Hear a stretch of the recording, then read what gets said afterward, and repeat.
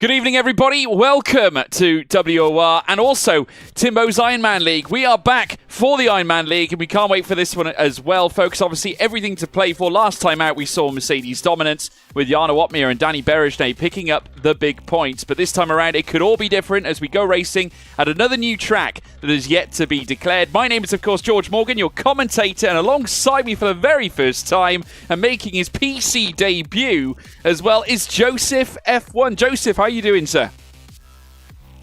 I'm really good, thank you. Obviously, a dip into the unknown for me. I'm really looking forward to what this race has to offer, whatever race it might be. It's been absolutely amazing seeing the progress, the reception to the 100% league here in the Ironman series. So let's go. Yeah, let's go indeed. As I said, it was Mercedes dominance last time out. Let's take you through the situation in terms of driver lineup tonight. All kicking off here. Pro teams are lining up with Danny Berejnay and Jana Uppbeat occupying the Mercedes as standard. Istvan Pukki and Dylan Warren line up in the Ferrari. Ben Chabo-Connier and Ulas Ozyildirim in the Haas, with Zoltan Boda and Milan Meyer in the AlphaTauri. Chana Kinchi lines up with Tamas Gal coming in as reserve at Alfa Romeo. Jaba Hidegas is in the amateur lineup for the Red Bulls, with Ben Chilez as well alongside him. Jolt Timbush and Gabor Tvacek as well in the McLaren. Daniel Bencher as well as Tamas Alroots are in the Alpine, with Aston Martin lining up with Norbert Chabo-Connier and David Vincher. We then have Norbert Eisner and Jabolks Wenzel as well lining up in the Williams. So that is the lineup for tonight. Furthermore, let's check out the standings, because obviously this is how the complexion looks after last time out in round 2 at Kota. Ferrari lead the way on 63 points in the pro team, with Pukki and Dylan Warren providing the goods.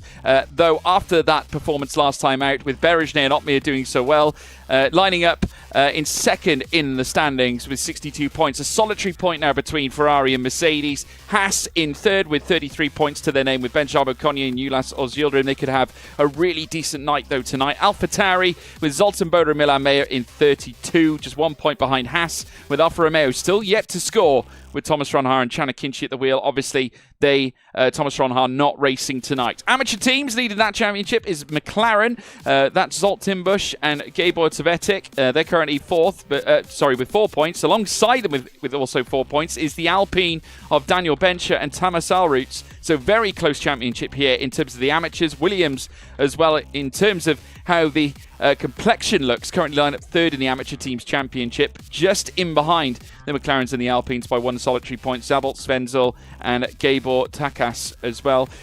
Red Bull currently lined up with 2 points to their name. Daniel Zakogratsky and Ben Chilez as well in behind those, with Aston Martin's Gabor Vajda and also Norbert Chabo-Connier marks a return here tonight as well, 1 solitary point. Last time out, most votes for driver of the day going to Danny Berejnay. It certainly was a sterling performance, and Jana Uppbeat with the fastest lap, ushering in a 1:08.167. So it really was a stellar showing from Mercedes last time out. Can we do the same again? I tell you what, the general complexion, I would say, off the basis that perhaps it's not necessarily as stronger in grid-wise as it was last time out here, Joseph. Great chance for Mercedes here tonight.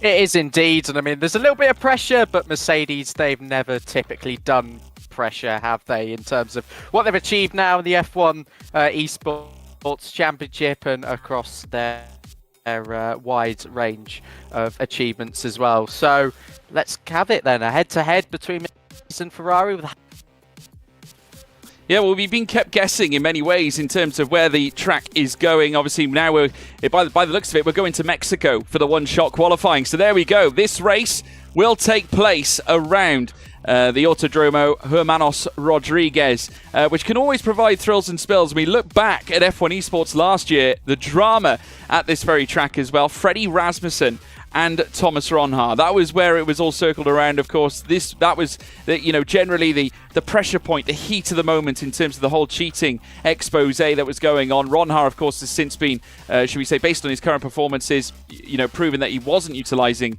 added material. But Rasmussen was obviously trying to do his utmost to try and sort of elevate his place and at the same time almost make a statement at that point, which obviously was unfounded afterwards. But credit nonetheless to the drivers. They gave it everything. Obviously, it was a shame to see what happened later on, heading through towards the middle sector into the final sector. But it's going to be a different case today when we head to the Mexican circuit. Of course, Mexico City's always provided grandiose racing with a very technical aspect around it as well. You've got one of the longest straights you'll see in racing here at this very track as we now cross over and now join all the action. Milan Mayer kicking us off at the top, and immediately you'll see the cars at the very front end swapping places. Ulassos Yildirim, in fact, the fastest man on track right now, but there's still plenty more to go. I'm expecting to see that top spot change relentlessly throughout the lap here. It will. Some cars setting up for maybe a little less drag down the straights, hitting maximum top speed, but some will be focusing on the S section, the chicanes, the stadium section that really divides this track into its most notable parts. Jarno Opmeer, of course, disqualifying himself. He will start from the back once again as he wants to follow up from that 20th to 1st that he did last week. Zoltan Boda will join him, but going into turn number 6 then, double apex right-hander, Dari Beresnay, he's committed. He is committed. This is something we don't generally see. Second, though, on this lineup as Chan now goes to the top, and 28.5 in the first sector from Danny Beresnay. Middle sector now purple for Chan, but Danny Beresnay immediately taking it back as he heads through the stadium.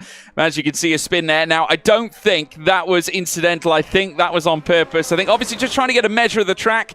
Other than that, obviously knows what he wants to do. He wants to start from the very back of the grid as now Chan comes across the line, and that confirms pole position for Chan and Alfa Romeo, and they have got two cars on the front two rows with Tamas Gal lining up third here in this classification. Outrageous display from these two. Of course, Alfa Romeo have had lots to celebrate lately after winning the very first F1 Esports event, and this time around, it's their car on top. Chan takes P1 with Benjabo Konyi on the front row yet again. He has been a relentless force throughout the start of this championship phase, has always featured on the podium, places 92 thousandths off the top, very nearly a tenth of a second. Tamas Gal in third, Zenograchki in fourth, Eisner in fifth, Jabok Svenzel in sixth with Norby Zabo Konyi as well further down, Timbo eighth, Jaba Hidegas in ninth, David Vincher in 10th with Gab, Thomas Alroots, Ulassos Yildirim, Zoltan Boda starts 14th, Jarno Opmeer in 15th, Danny Beresnay 16th, Milan Mayer 17th, B. Danny in 18th, Dylan Warren 19th, and Istvan Puki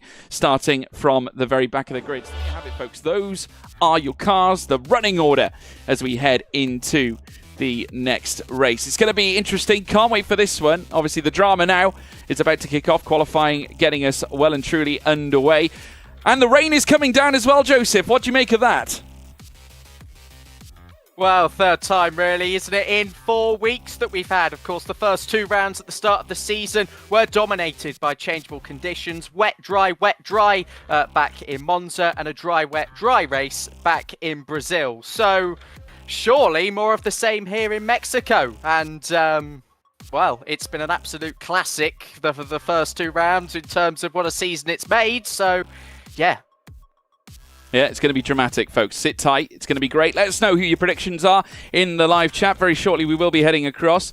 Incidentally, we'll head across now, in fact, give you guys a good view of what the weather's looking like. I could tell you that the rain is lashing down at this point, obviously. I'm not here to state the obvious, but it's obviously true. As you can see from the front end, all the fans there clapping away, getting absolutely soaked. Some of them even braving it with what looks to be vests and T-shirts. Well, rather them than me, as we now await the cars to line up onto the grid. Like I said, let us know who your selections are in terms of who's going to take the race win this time around. I can already see mentions for Jarno Opmeer, Danny Beresnay as well. Great to see, obviously, you guys getting involved. Keep them coming, folks. Obviously, we want to hear it all from you. Just going to wait for the lobby to come in, but nonetheless, it's going to be great. If you've got a prediction for us, Joseph, let us know.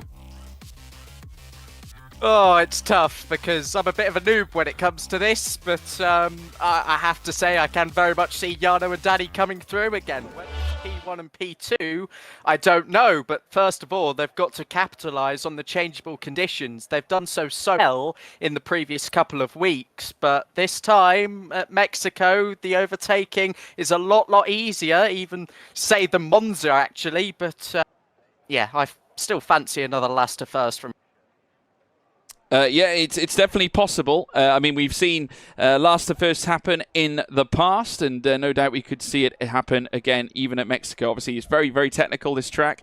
Very, very tricky. Obviously, 90-degree angle bends as now the lights begin to glow red here at the Autodromo Hermanos Rodriguez, and it's pedal to the metal, and it is go, go, go, go, go. Chan gets away okay, but I think Benjabo Konyi might have got away better. They're wheel to wheel immediately, heading down the long straight. They've got turn 1 coming up next, which will take them through turns 2 and 3, and down another long straight. But can Jabo Konyi keep hold of the lead? Round the outside comes Chan again, and he's bringing teammate Tamascal into the mix as well. 2 Alphas now starting to go hell for leather against the Haas in second place. Chan, though, managing to fend off his opponent. Tamascal, with the spray being kicked up here, is now beginning to urge forward against Benjabo Konyi. Yeah, difficult to see in amongst all that spray, but Benjabo Konyi back up the inside again. It thought he might have had a little look there going into turn number 4. Still the top 3 remain as they are. Carnage there in the background as the cars almost come to a standstill. And Tamascal actually did clip the back of Benjabo Konyi. So it's getting a little bit fiery towards the front of the field. And what we know is that fire and water don't tend to mix. No, they certainly do. Danny Berejne, he's currently sat in 12th as well, has really launched himself forward. Jana Watmir on the move as well. King of the wet weather. He's done it before. We have seen grandiose performances of the likes of Kota, where of course they won last time out, as we now see the Ferrari of Istvan Pukki opening the door as well. Immense moves there being made from him, with Dylan Warren, his teammate, doing so well in recent weeks. Oh, huge tap there as Jabba Hidegas, who sent it very bravely up the inside, and he's left himself an open door here for Jana Watmir to venture through. He's just going to sing and dance and trot his way, heading through the final corner, lifting himself into 14th place. 2 places in the final sector. Make that the final corner. He doesn't leave anything to chance. Rolling the dice is the Flying Dutchman. He is indeed, and that means he's up 24 positions over the course of the first 3 laps of the season. Yes, well, the first 3 opening laps of the season. Yes, I have been counting. Make that another position as he picks off Zoltan Boda into the first corner. He actually skipped over that little right-hander in the stadium section. It's good to see him back on track, but the drivers have got to keep momentum. They can't really focus too much on battling. Got to try and get settled down in these conditions. Red Bull to AlphaTauri currently swapping ends as well. Milan Mayer dropping down to 17th with Jabba Hidegas as well. He's not having an easy race, Jabba Hidegas. He's getting caught out time after time, not finding the wet easy to deal with here at Mexico. It's very flat round here, very easy to aquaplane, and we saw exactly the case in point of that in the previous lap, the opening lap, that unfortunately certainly unseated him in the early goings on, very nearly taking Istvan Pukki with him as well, as we now see the cars make their way around this time. Ulas Zildjian posting the purple first sector immediately and looking really, really smart right now. Chasing after Eisner. Chancellor with the lead, and 7/10 now the gap between he and Benjabo Konyi, as now we see the purple laps coming on through. Tamascal picking up the fastest lap of the race so far, is now opening the door. Comes Ulas Zildjian. Jana Watmir now, as I said, king of the wet. He's king for now, holding that fastest lap of the race, as now Ulas Zildjian breezes past Eisner, who has a look to try and retort down the inside. Benjabo Konyi coming under attack as well, as Tamascal is peppering the back of the Haas here this time. These two, I'm sure they've met before. They would have, no doubt. These two competing in the higher ends of league racing, and now once again shackled together, heading through towards turns 4 and 5. Wheel to wheel, they remain for second place. Tamascal fighting back here against Benjabo Konyi, who's trying to get his shields up. The defensive wall, it's being punctured and penetrated, as here comes Tamascal. Wheel to wheel now, surely not through the S's. He can't make it happen. The snake section is surely going to bite him. It does. Benjabo Konyi retains P2. Sensational Benjabo Konyi up into P2. Chanakinchi, though, getting away now. 1.5 seconds almost. He has the lead by, which of course gives him a buffer at the front of the field. He will want, of course, to continue extending that gap, because it is no longer his teammate behind him, as it was momentarily, as Tamascal continues to slide his way back up the inside into the stadium section. Bit of contact, front right tyre there. Hopefully no front wing damage for Benjabo Konyi, but he'll have the slipstream back in towards turn 1. I do wonder whether Benjabo Konyi is having problems here, maybe even Tamascal as well. There's a few glitchy things happening out on track. And unfortunately, I think it might be upsetting Benjamin Coney's race because he's down to third and losing places further back as well. I mean, they're all on intermediate tyres. There's no tyre differentiation. It might be in the setup. Istvan Pukki as well now moving up into 10th as well. We've got a sea of cars further back with Jarno Opmeer right in the heart of it. He's managed to make his way up into 12th place. Remember where he started earlier on at the very beginning. 15th place, remember, Jarno Opmeer. He's now up to 12th, 3 places gained already at the get-go. David Vincher in front of him as well. Zoltan Bode going wheel-to-wheel with Norbert Jabbo-Conny further back too, with Jabbo-Conny now forced back into 15th as Bode moves into 14th, just in behind Dylan Warren and his Ferrari as they now make their way through the first sector. Middle sector now to come, but Chan leads, and I have to tell you, 1.6 seconds out in front with the 2 Alfa Romeos controlling the race, 2 Hasses in behind. And look at that, Williams further back, 6th and 7th. The 2 Alfa Romeos, of course, yet to register a point in the Pro Championship division of the Ironman League. It's a good start here by all means, but can they hold on with still 67 more laps of racing to come? We've still got Beresnay, Opmeer, Dylan Warren, Istvan Pukki firing through the field, their nose to tail. The Mercedes and Ferrari drivers, they'll be battling from head to toe of this field, currently being trailed by the McLaren driver there of Gabor Cielciak, I think there it is, or unless I've completely messed that one up, but I'm still learning names. Yeah, well, I tell you what, fastest lap now being accrued this time around by the McLaren at the very back. Gab picking that one up. Danny Berejnay in 8th place as well, making some serious moves in his own right. Further back, Timbo as well. Also back in 9th place as well. Further back, the Ferrari of Dylan Warren actually ushering in purple first sectors on this fresh lap as well, but it's just been stolen by the man in P3, Ben Jabbo-Conny. He's just done a 31.5, but immediately now, this time around, Berejnay taking it back, 31.126 here in 8th place as we speak, as the cars now venture through the next right. Once again, they'll make their way through towards the S's, and now streaking down towards the latter sector. Still at the top, it's Chan. Tamas Gal in second as well, 1.2. That gap has come down here, Joseph. Remember, that was 5/10 more only a lap or so ago. So Tamas Gal starting to rein in his teammate here. It has, but of course, there are other factors. The drivers will be on their virtual radios, or indeed to any form of engineer they've got accompanying them, saying how long is left of this rain, because we know from the previous races, as I've mentioned, how quickly it changes. And if he feels that that rain is going to prolong, he'll be starting to look after his tyres. He'll also be slowing up to offer Tamas Gal just a little bit of support in his fight to fend off the 2 Hasses. Not really too much to read into that, in my opinion, but yeah, the field's certainly condensing behind as well. Yeah, as we now see them make their way through the early sectors. I do understand that we're having some stream issues, guys. Do apologise. I believe it is trying to correct itself. Obviously, we have got a storm here in the UK at this moment, and also in the Netherlands, many flights have been downed as well. Danny Berejnay, as DRS is now enabled, so we're drying up now. The rain is stopping. The rain has stopped, so here we go. Danny Berejnay currently sitting in 5th place and holding on to it right now. Purple first sector as well. He's managed to batter his way past the Williams in behind. Obviously, Iser and Venschel down in 7th place, so there we go. We could be in the mix of a change. Let's keep our eyes peeled on Chan. I can tell you, though, that Berejnay still ushering in a purple first sector, and he's the only man currently setting times in the 30.8. Everyone else is in the 31s here, Joseph, right now.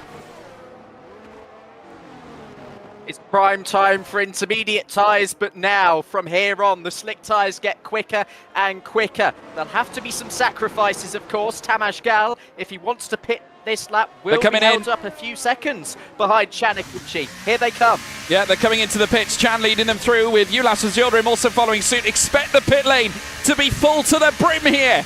I tell you what, fill your glass. Right to the top, every car is coming into the pits. Jaboc Venzel is the only one who's staying out that we can see, so expect the double stacks. How is this going to affect the order? Danny Berejnay is going to be the first Mercedes to come in. Is Opmeer coming in as well? Yes, he is. So he had to double stack as well, but I think he's actually gained places in the process. He had a healthy enough gap away from his teammate so that they can make a near seamless change. So I think he might have gained a place during the pit stop phase here, Joseph. Well, indeed, and welcome to custom weather, everyone. Everyone's really surprised at how quickly the track is dried, and I don't blame you at all. From about 30 seconds until now, there is no sign of any standing water on the circuit as they all filter out of the pit lane trying to warm up these cold, hard tyres and the range of strategies that people have gone for now. Of course, we are expecting some more later on into the race. It's going to go to a fully clear sky before we might well return and see some full wet tyres later on in the race. It's going to be unpredictable. Yeah, make sure you do strap yourselves in, folks. The dry weather is certainly consuming us here in this fantastic Ironman race. Of course, we get it week after week. At the very top, though, Jabal Schwenzel still yet to come in the pits. He's got to come in now, surely, and he does, but he's lost so much time in that lap alone, and now Chan surely will retake the lead of the race. Just look at the gap, though, 1.5, 5/10 of a second increase because his teammate Tamas Gal would have had to double stack in behind him. That's allowed Benjab Okonye to come back through, and not only that, Benjab Okonye taking the fastest lap of the race so far with that 1:21 flat at this stage, but David Vincher immediately takes that away as well. Wenzel dropping through the field, as you'd expect, given the fact that now he's had to box and stick on a set of dry weather tyres. They've opted, majority of the cars on track have opted for the medium tyres. There's only one driver that's opted for the hards, and that's Jarno Opmeer. Yeah, indeed, Jarno Opmeer thinking that the very wet period will be a little bit longer, unless he's just that confident that he can do the opposite to everybody else. The two-time F1 Esports champion, can he pick through all of these medium runners? It always seems against the odds on this game with the harder compound of tyre, but he's rounded Zoltan Boda just as he did earlier in the race, actually. I think that was on lap 1 he picked him off. He's now had to overtake him again, and he's up into 12. Yeah, 12th place for Jarno Opmeer as we run on board here with the Flying Dutchman, chasing down after David Vincher. Certainly no flies on this man. He is certainly one of the smartest, the highest IQ drivers you'll ever see in F1 Esports. We look back at some of his strategies in the past, and he's the sole man on the hards. He's gone against the grain of everybody else, and this surely suggests he's going to go for a long, long run on this stint, and potentially finish very, very quickly here in the race. The one thing that does go in these drivers' favours, though, is they don't have to choose another set if they don't want to, of or a different compound of slick tyres, because, of course, they do have the option of picking another set of mediums if they want to, because obviously they've used another set already, and the rain automatically stands in the way of that rule, as we just see Tamas Gal getting past Zena Grachki. Of course, we saw Danny Berejnay doing exactly the same just now as well, heading down the straight. He remains in 4th. Tamas Gal still hovering all over his rear wing too. Already, though, once again, Benjab Okonye putting on the burners, 29.4 in Sector 1. That's a purple first sector from Benjab Okonye, and he's brought the gap down to a second, and he's not far away from DRS here, Joseph. 2 podium finishes for Benjab Okonye so far this season. One of those from P19, the other from pole position, but now he's just found that mediating point, hasn't he? And he's starting to fire in some fantastic laps on these medium tyres. He's got Ulas Özildirim in support as well. No better feeling than to have your teammate there with you to really sort of 2v1 the Alfa Romeo team. There's been some links about a change in sponsorship in recent months over to Alfa Romeo Haas, but whatever it is, it's going to be a little bit of an outnumbering. Yeah, here comes Ulas Özildirim now to pass his teammate Benjab Okonye. Now he'll surely give this place up and allow his teammate to kick on, because obviously they're just concerned about getting to within DRS of Chan for the lead of the race. So this opens up doors for the Haas team now. They can close up on the Alfa Romeos, rear wing open on Özildirim's car as he now chases after Chan, who leads this race so far. Timbo now moving up to 8th as well, managing to masterclass his way past Dylan Warren. Warren under pressure because further back here comes Eisner and David Vincher as well. Immediately, though, here comes Dylan Warren again, looking to try and build his way through past the Papaya McLaren. Timbo has no answer, and the Scuderia Ferrari prances its way through the double right-handers in front of Timbo's McLaren. Great move from Dylan Warren. Yeah, Eisner off the track there, of course. That can, even if you do lose time, warrant some track limits warnings. It was a big talking point, certainly in Monza. Cars skipping over the chicane and the sort of low curbs that really do attract the drivers to really attack them. This S section should prove a little bit of a challenge as well, but as they head down now in towards the stadium section, they turn right and then they're greeted by the former Therosol base.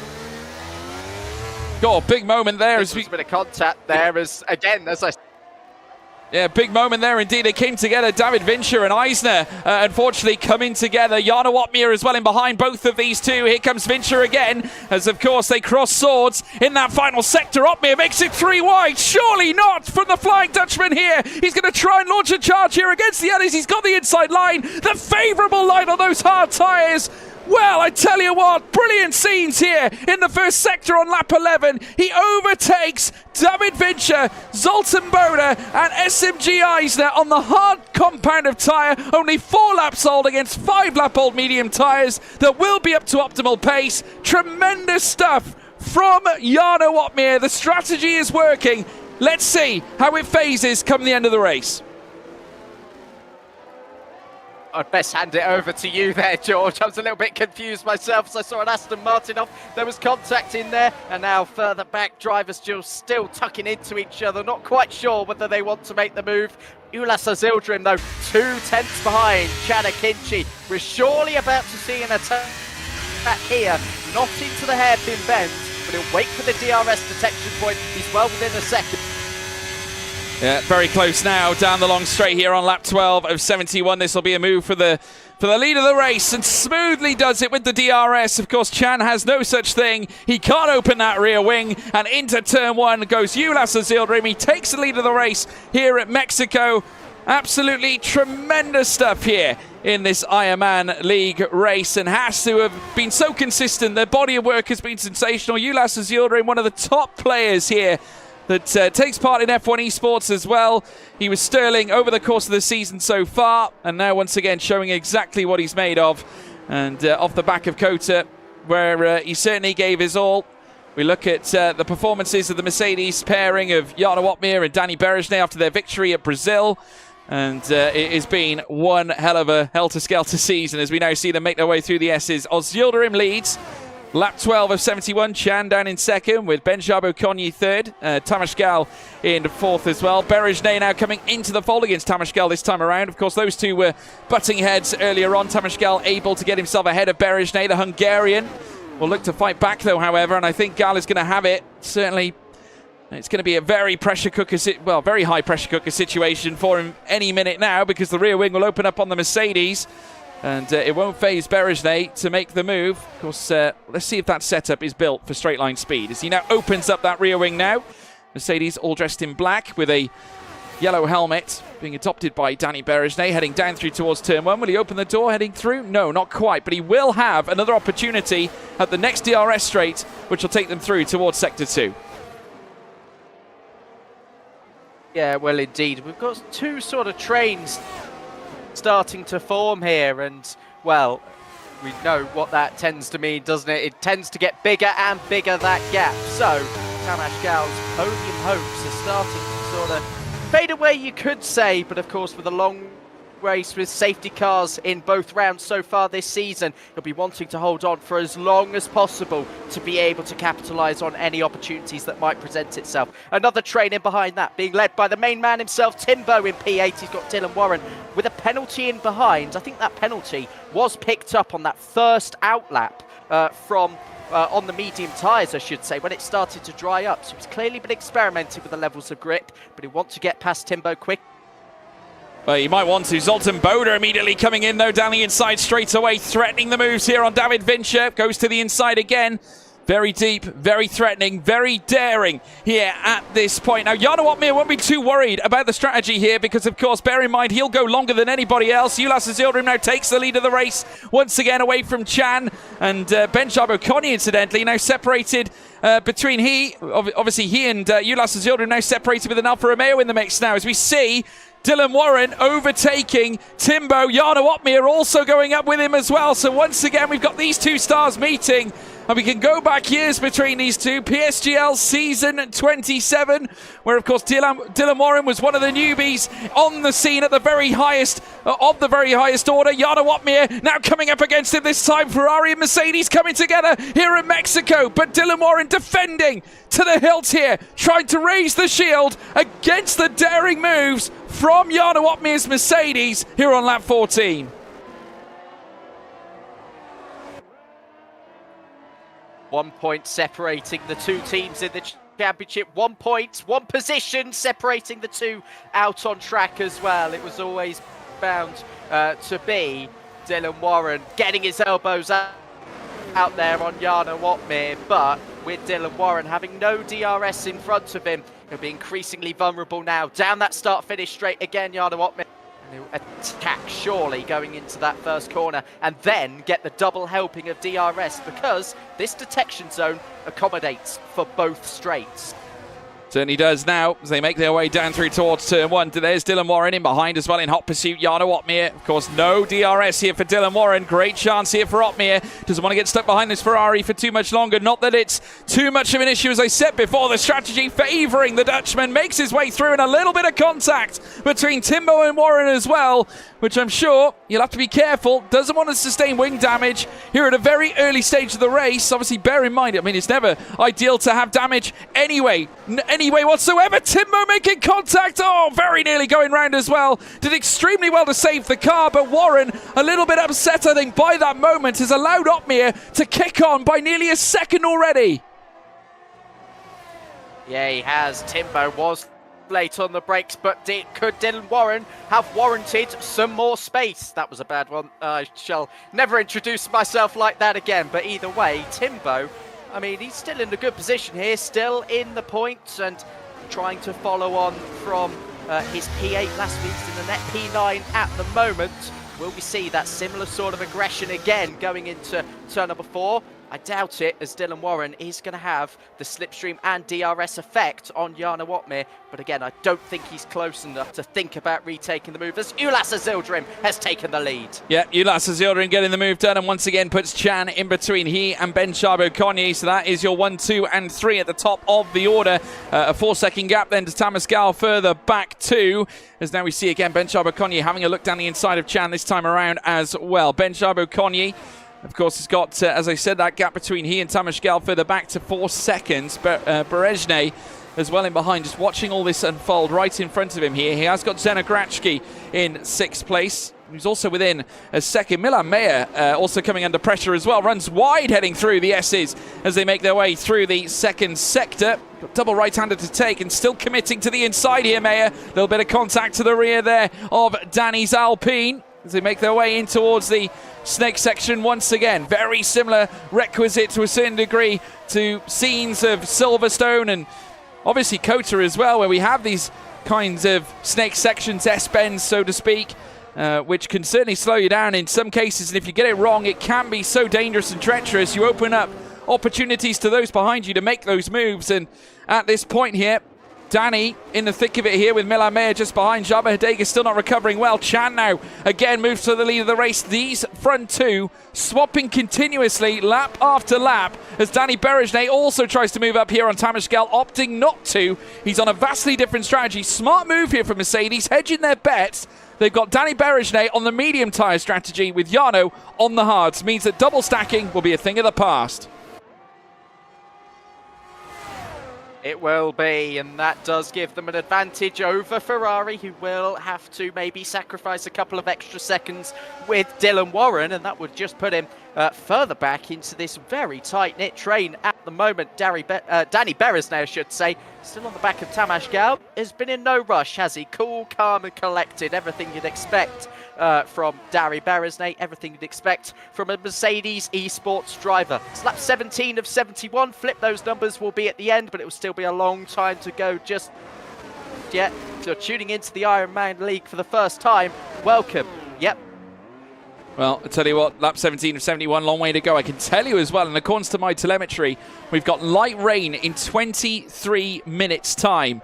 So there we go, folks. Sit tight. The weather is about to change again. The track temperature currently sitting at 29 degrees. That's going to plummet when the rain falls, I'm sure. So brace yourself, everybody. Danny Berejnay right in behind Tamas Gal this time around. He's not going to wait any longer. He's been left behind the Alfa Romeo continuously over the last couple of laps. But this time around, it's going to be Danny Berejnay up to P4. Great move for the Mercedes. And will now look to try and utilize the most out of these tyres. Now, a lot of these drivers are going to have decisions to make. I can imagine there's engineers in their ear as well, so I'm just pointing out ideas as to what they can do with the strategy. The fact that light rain is due to come in 22 minutes, we could yet see a twist in the tail. So wait and see, everybody. Of course, the way things are lined up right now, obviously a lot of them adopting the medium tyre strategy. If you're on the mediums, you're at risk in my view. If you're Jarno Opmeer, you can celebrate to a certain degree. 22 minutes until rain. This is ideal for Jarno Opmeer because those on the medium tyres are going to be slow towards the end of their stint.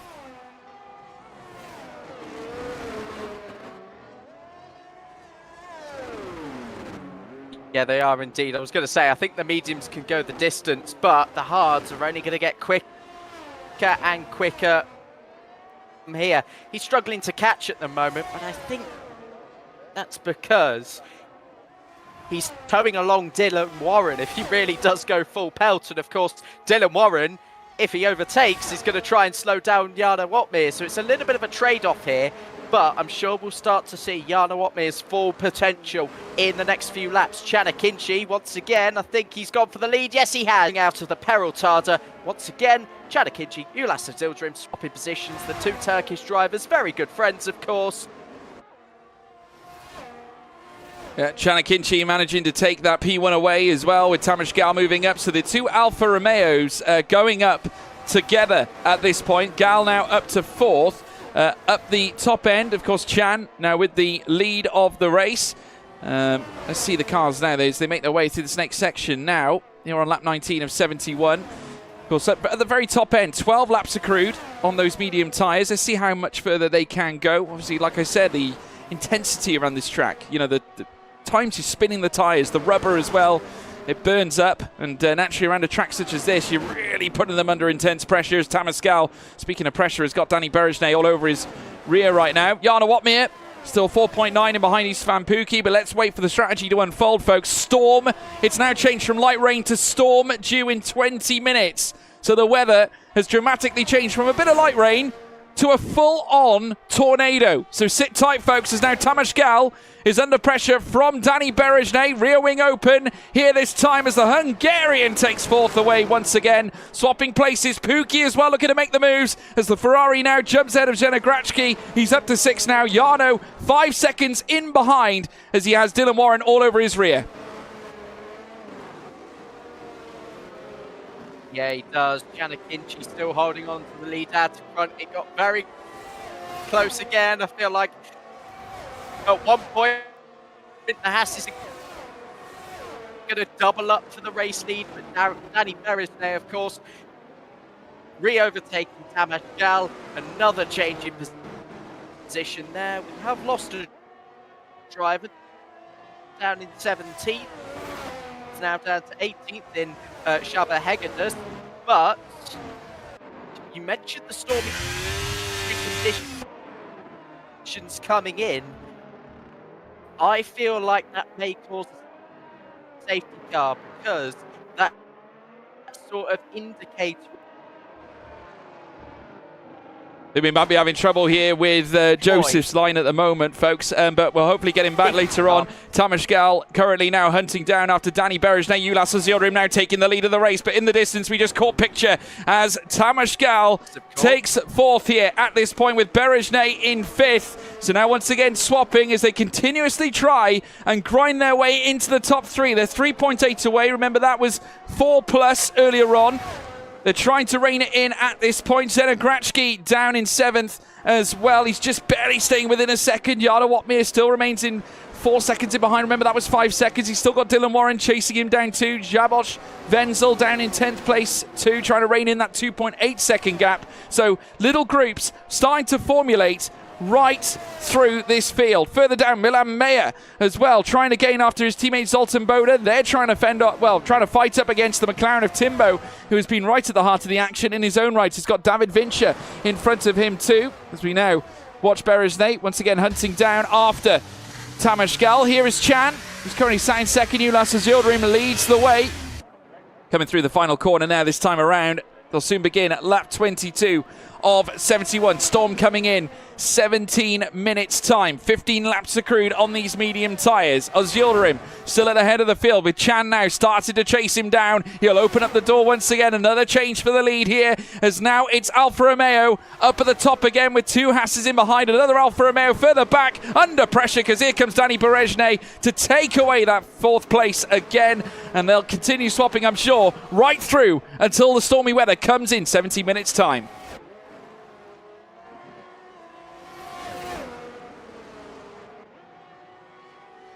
Yeah, I think we are having problems here, with Joseph's line at the moment. Hopefully we can get him back at some point. Do apologise, folks, at this point. But hopefully, we have been hearing the storms have been affecting things right through the field. Obviously, never ideal. We've, of course, experienced some of that on the stream in its own right. And we have been hearing, of course, because Thomas Ronha has been looking to try and get a flight out to, I believe, to an event in Switzerland where Alfa Romeo are doing their end-of-year event function for the Christmas celebrations. And obviously at this stage, I know that for a fact that he was waiting for his flight, but many of them are getting cancelled at this stage, left, right and centre, due to the very same storm that I think might be hindering our broadcast here this evening. But do not hesitate, we're still going to bring you as much coverage as we can. Tamashgal down in fifth. And now the pit window is opened on the medium tyre strategy, two-stop strategy they expect. Now, whether that comes to align with what the drivers are thinking, as well as Ulas Yildirim retakes the lead of the race. Further back now, the battle for P4 still alive and kicking. Tamashgal now in fourth place with Danny Berezhnay remaining in fifth. And they'll hunt their way through now towards the next DRS straight once again. Still Yildirim up at the head of the field. And it's a Haas Alfa Romeo story at this stage, with a Mercedes just tucked in behind, watching it all unfold. Istvan Pukki further back in behind Berezhnay, now 5.5 seconds. And he's in no man's land pretty much, because Zenograchki does not have DRS whatsoever on him right now. 1.6 away.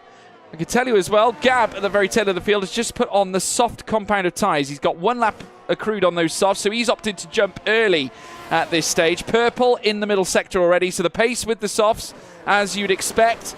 The extra layer of stickiness on the rubber, allowing him extra grip as he posts two purple sectors in sectors 2 and 3, and 19.8 in the third sector. So fastest lap, 1:16.711 here for Gab at the very back, as he looks to try and close up on Tamashgal route. So boxing early, going for a very, very vicious undercut, as we now see the cars make their way down through towards turn 1. Up at the top, Chan as well takes the lead of the race here once again. Tamashgal and Danny Berezhnay once again fighting over fourth. And Berezhnay this time with the upper hand now. The gap still remaining at 3.8 seconds. Timbo comes into the pits as well. So big calls being made left, right and centre. Soft tyre strategy next, in accordance to what we're seeing on our screen. And indeed, Timbo has opted for that, as well as Gab. So both McLarens coming into box earlier than anybody else. And no doubt being made aware that wet weather is on the way. Timbo looking to usher in some really fast laps just to bring an end to this opening stint before the rain comes down, and they'll very likely have to venture either on the intermediates or wet tyres. Are you back with us, Joe?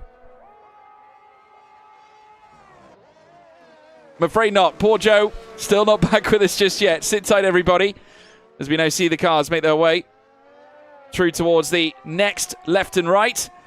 Timbo venturing out. Ulas Yildirim now once again putting the pressure on Chan at the very top. 3.5 tenths the difference now between the front end, as we now see Benjar Bokonyi further back as well. Danny Berezhnay in fourth with Tamashgal. This battle has certainly been hammering onwards now, left, right and centre, right through the opening two stints of the race. Of course, we went from intermediates at the very start onto the medium tyres, and Ulas Yildirim to the front once again. Danny Berezhnay as well, this time though not under pressure here from Tamashgal. There's a little bit of breathing room in between them, half a second right in behind. And also further back, Istvan Pukki, 6.5 away from Tamas Gal. Zena Grachki in 7th place and has got Jana Opmeer closing left, right and centre. So the mediums are burning off here because Opmeer is starting to rein in the time on those on the medium tyres. Joseph, are you back with us? I hope so. Can you hear me? Just about. You're with us just about. You're with us just about. Just about. Here in spirit. Jana Opmeer, in the time that my Wi-Fi decided that it didn't want to function thanks to an impending gust of wind, has closed in about 3 seconds. So it is really now starting to change over, isn't it? I'm sure you've mentioned that, while I've also been unable to hear you. But Danny Beresnay also taking about half a second as well. It's gradual, it's a long process, but the rain is nearing, and that will rapidly speed up any changes in positions. Yeah, we're looking at light rain again now in 12 minutes' time. So it's gone from storm to light again. So there we go. In accordance to my screen as well, the delta time is with Jana Opmeer at this point. 1.2 seconds between them. Chan now takes the lead of the race again. Beresnay once again trying to defend against Tamas Gal. And hug into that inside this time around. Gal opting for that outside line heading through turn 1. Has now managed to take P4 away. And looking really strong. That last lap, just looking at the delta again. Still Jarno posting around the 121s. He is easily 7/10 faster than Zena Grachki in 7th place. So it won't be long before he starts delving into that time gap at this stage. 19 laps accrued on Zena Grachki's medium tyres. Let's keep our eyes peeled on that time difference. Light rain now 11 minutes away in accordance to the telemetry. So sit tight, everybody, as we now see the cars shoot their way through the S sections. Lap 26 of 71. It's kicking off here at the Mexican circuit. The Autodromo Hermanos Rodriguez with the sound of these hybrid era engines plummeting their way through the long straights and tricky S-bends here at Mexico, as we now see Tamas Gal trying to break away from Beresnay. These two, though, I think working together to try and bring themselves within the top 3.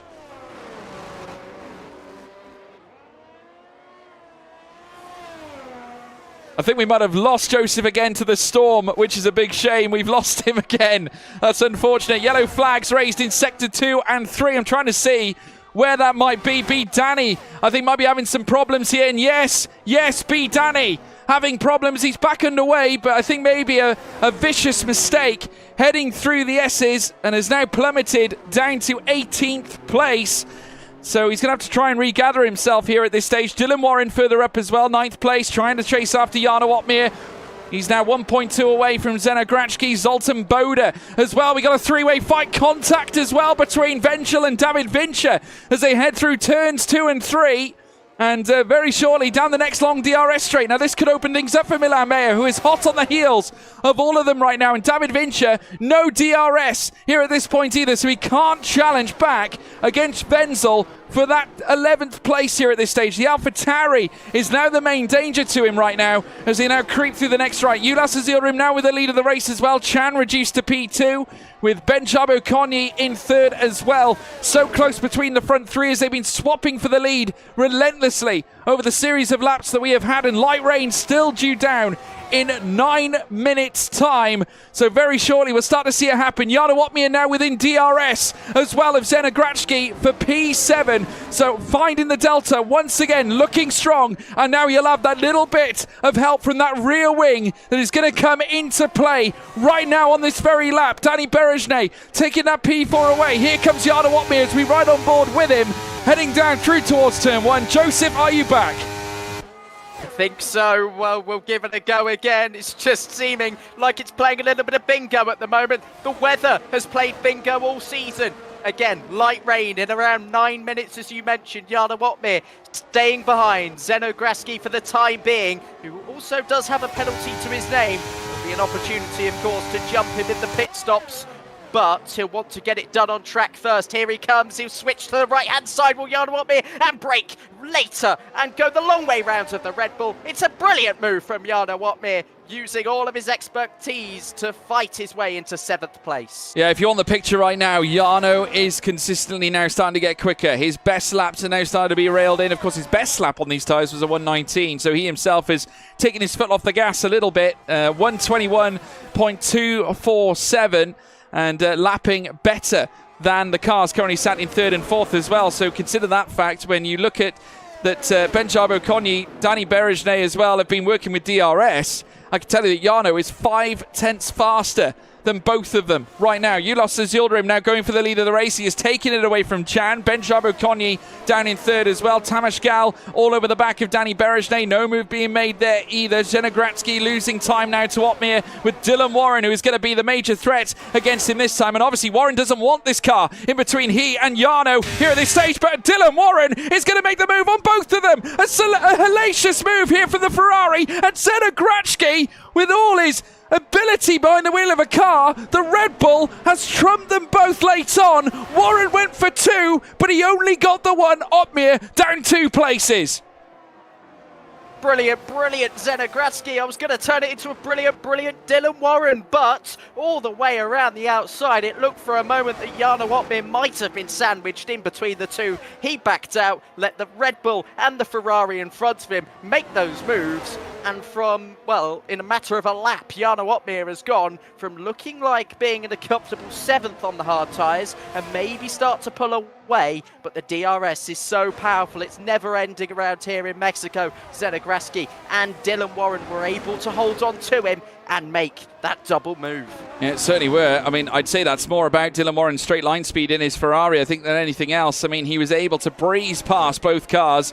A little bit of use of energy there helped as well. Chan once again going for the lead of the race. Berejnay now going side by side with Tamas Gal, who takes 4th away as well. Let's take a look back at this battle, 3-way fight between P7, 8 and 9. Zenogratsky doing a stellar job of holding back Warren and Ottmere. Of course, it's never easy. Of course, both Warren and he have time penalties as Warren now takes or makes a move heading in towards turn 1, gets past Zenogratsky. Ottmere further back, not in a place to make a move himself. He's right in behind these two as they look to fight it out. Zenogratsky might get the up and under here because, of course, he's going to make his way down the long straight, not using the rear wings. He doesn't have the DRS. Crucially enough, it was Dylan Warren who had it, heading down the next DRS straight and was able to come through towards the very tricky Sector 2 and maintain his place ahead of those two drivers that are certainly stacked behind him right now. Zenogratsky and Ottmere queued up with Zoltan Boda 5.4 seconds in behind this 3-way fight that's currently ensuing in between us now. Tamas Gal, though, urging closer to the top 3 here, Joseph. He's only 3.6 away. Yeah, it's been hovering around that gap for a little while now. Danny Berejnay has overtaken him a couple of times, but Tamas Gal has just continued to respond, much like his teammate Chan Akinci at the front of the field, who has kept on overtaking Ulas Yildirim, who's got a lot closer and taken the lead of this race into the first corner. The long DRS straight, another change in position. Danny Berejnay staying behind Tamas Gal, as we can see there. Jarno Ottmere, Dylan Warren, I think, are closing in on Zenogratsky as we speak. But will they do the double-up move that we saw happen to Ottmere? Yeah, Ottmere going very aggressive to the inside. He looked to make the move, but he hesitated a little bit, thought maybe not. A little warning shot fired by the Flying Dutchman on Dylan Warren, and also that of Zenogratsky. I think he thought, well, maybe it'll be a little too much to try and make the move on Warren, because no doubt he would have perhaps collected Zenogratsky as well at the same time, though we have seen Jarno go for similar moves in the past. This time around, opting not to make the daring move, which is probably smart in the context of this race, seeing as we still have near enough 40 laps still to go in this race. It's Ulas Yildirim who leads the way, and here at this stage, 4 minutes until the light rain is due down again. And just look at the clouds here, Joseph. It looks like they might be building up here. Yeah, we've seen how quickly the track can dry up. We've seen how quickly the clouds can disappear, forming clear skies overhead here in Mexico. The reverse is about to happen very, very quickly, is this circuit going to turn from a really pale sky blue overhead to a really murky grey colour that we associate with the wet conditions. Nothing's looking grey still for Chan Akinci. He's back up into the lead as he continues to fend off both Haas cars. And a reminder that Benjabo Konyi will have to face the double stack, or indeed whichever Haas forms second in that little lineup. Well, I can tell you, Uppbeat now looking for a move here on Dylan Warren. Wheel to wheel, the Ferrari and the Mercedes go. Uppbeat with the outside line heading through turn 2, in towards turn 3. Jarno Uppbeat with an ultimate send here. An optimal send as well with the rear wing open. He'll have the DRS. Warren looking to respond though straight away. Not leaving anything to chance. He'll have the inside line on the outside heading through towards the next S-bend. The Ferrari tucking it in deep. He's going to try and fight Uppbeat to the bitter end. Lap 32 of 71. They come together still. Uppbeat leaving it around the outside as they now make their way through towards the S section. Jarno Uppbeat has taken and ripped away P8 from the very hands of Dylan Warren, but crucially enough, this has allowed Zenegratski to very nearly build a whole 1 second advantage between he and the two competitors in behind. No doubt Jarno Uppbeat will be instructed here. Use whatever ERS you've got. Make sure you stay within a second of the Red Bull in front of you. Otherwise, Dylan Warren will have you very easily back down that start-finish straight. It looks like he's gained 2 or 3 tenths there, which was vital. Ulas Azildrim again, as we just flick lap by lap back to that race lead battle. It always seems like something has changed. Tamas Gal on the back of Danny Beresday. Jarno Uppbeat within 7 tenths now. But Dylan Warren is a lot closer, and so his slipstream effect will be a lot more powerful. He's going to the right-hand side. Here is Dylan Warren. He's got to be brave. He's got to be committed. It might well be a little pinch into the first corner, but Jarno Uppbeat held it around the outside. It's whether Dylan Warren now sets up the switchback for the running towards turn 4, and it looks like Jarno did the job defensively. Yeah, the rain is starting to fall as well. Little drops are starting to fall from the sky. Dylan Warren leaving it late and delayed. Very similar to when he was challenged by Uppbeat earlier on as well. This time, though, Uppbeat defending brilliantly. A 5-second time penalty here as now we see more cars coming into the pits. No doubt this will be for the wet compound tyres, though. These are drivers that are obviously further back. Tamas Elrud topped in for those intermediates, as is Gab. So here we go. The changeover in process. We'll await to see now when race control disable DRS. Here at this point, in comes Ulas Azildrim. Not wasting any time, Joseph. He's not, and well, watch those deltas. Look at Haas. Haas to go up to double stack.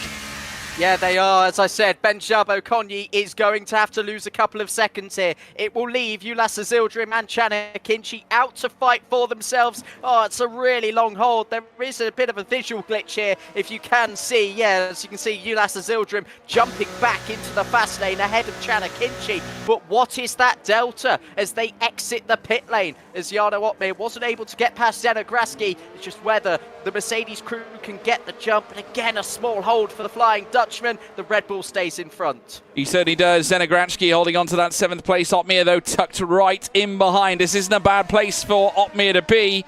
And now the strategies reset themselves, essentially. Everyone now pretty much on that wet compounded tyre. They'll all be jumping onto the intermediates. The only car that is currently not in the pits, I believe, is B. Danny, who I'm sure will be coming in very soon, I would have thought. There he is. No, he's staying out. That's very brave as Zenegratski and Uppbeat come together again. Uppbeat now with the upper hand, breezes past Zenegratski straight away. DRS has now been disabled. The optimal time to stop has certainly been found here at this very point, and we're not due to see the rain dissipate for at least another 45 minutes, so this could very well take us to the end. Yeah, other than Danny down in 14th, absolutely everybody has made the right choice. He's sort of really lost the gambles that we usually get in these wet conditions, but the drivers and engineers are so accurately able to predict the crossover conditions nowadays that it was sort of a no-brainer that everybody got in there. Jarno Uppbeat, this is where he really starts to shine. The changing conditions, the car control, and he's already found about 8 tenths over Zenegratski and about a further 1.2 seconds over Dylan Warren. So even though he might have been held for a split second, yeah, nothing has phased him on this outlap as the drivers now begin to adapt once again to the conditions that they started the race in.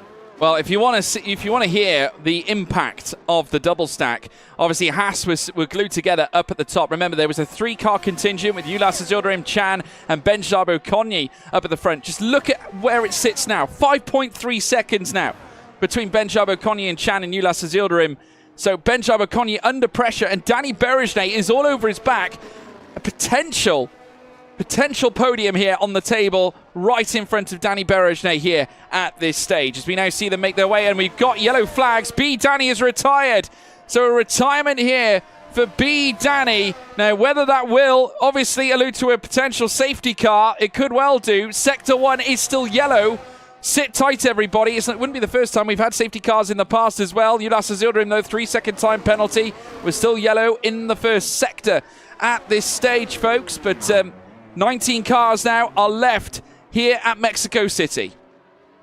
Yeah, it was in the pit lane. I just went to have a look just in case he did crash out there on the circuit, but he went straight into the pit lane and hit the retirement button straight away. So no threat of a safety car for the time being. It's the longest we've gone at the start of this Ironman League Championship without a safety car. As well, I have to say, the racing's been brilliant, hasn't it, so far? We're halfway through this race, 35 laps and 2 sectors, as we can see. Conditions still worsening, positions still changing as Zoltan Boda there ahead of David Vinci. Yeah, we're running on board now with Danny Berejnay, and obviously no DRS to help him get closer here to Benjabo Konyi, but surely his skills in the wet must be apt here. And obviously, as a top esports star that has been on the scene, a little tap in the back of Benjabo Konyi might have unsettled the Hungarian's car, though. Of course, when I say that, I mean Danny Berejnay's car in his own right, 6/10 away. David Vinci now getting ahead of Zoltan Boda, heading down the long straight into turn 1. And a very smooth move indeed, getting it done even before the apex, but the rear lights flashing doesn't necessarily mean that it's down to the ERS usage, folks. That could also be due to the heavy rain that we have falling here at this point at Mexico. And as it continues to, obviously there is a safety to make drivers aware that there are cars in front as the spray is kicked up from the rear tyres. Here on lap 36 of 71, we're now over the halfway points here in this race. It's Azildrim out in front by nearly 2 seconds. 1.9 with Benjabo Konyi in third place. Looking good for Haas right now, and they were showing similar signs last time at Kota here, Joseph. Yeah, absolutely. It's a bit of a frustrating situation, though, for Benjabo Konyi, because although he's maintained that P3, it's not by much, and he hasn't got those 2 cars directly in front of him to be able to slipstream off, to be able to follow their lines, to be able to just dial into a rhythm that he knows the 2 drivers in front of him were capable of. Danny Berejnay, as a result, is going to have a field day at some point with this overtake, because he just seems so confident in the wet conditions. We know how late, historically, he's been able to get onto the brakes, smashing them to bits in the past. But he'll have to be a little bit more cautious, try not to lock up either the front or rear tyres, and slide into an uncontrollable drift as he aims to get past Benjabo Konyi on the intermediate tyres. Yeah, he certainly does. Just to give you guys a little bit of an update in terms of where the times sit right now. Obviously, Jarno Watmir currently sat in 7th, trying to chase after Istvan Pukki. His last lap was a 1:26.959. I can tell you that Istvan Pukki's last lap was a 1:28.077. He was a whole second plus faster than the Ferrari in 6th place. So extraordinary. And we do know how well Jarno performs in the wet, as now Tamas Alroots retires from the race. That's a DNF here at this stage in lap 37 of 71, and the yellow flags are being raised once again in sectors 1 and 3. So dramatic scenes once again. Danny Berejnay ushering in a 1:27.264. That's 0.2 of a second faster than Benjabo Konyi in third place. This surely will be an opportunity here for Berejnay, who does open up the door, will take the outside line in towards turn 1. Will he have enough, though, to carry him through into turn 2? Into P3 goes Danny Berejnay, basking himself in podium glory, batters down the doors and finds his way through. Third place now for the Merc, and now Benjabo Konyi forced to wallow in 4th place. First Jarno Watmir, now Danny Berejnay, as both Mercedes cars have fought really hard using turn 1, especially around the outside as well. Such a great bit of racetrack.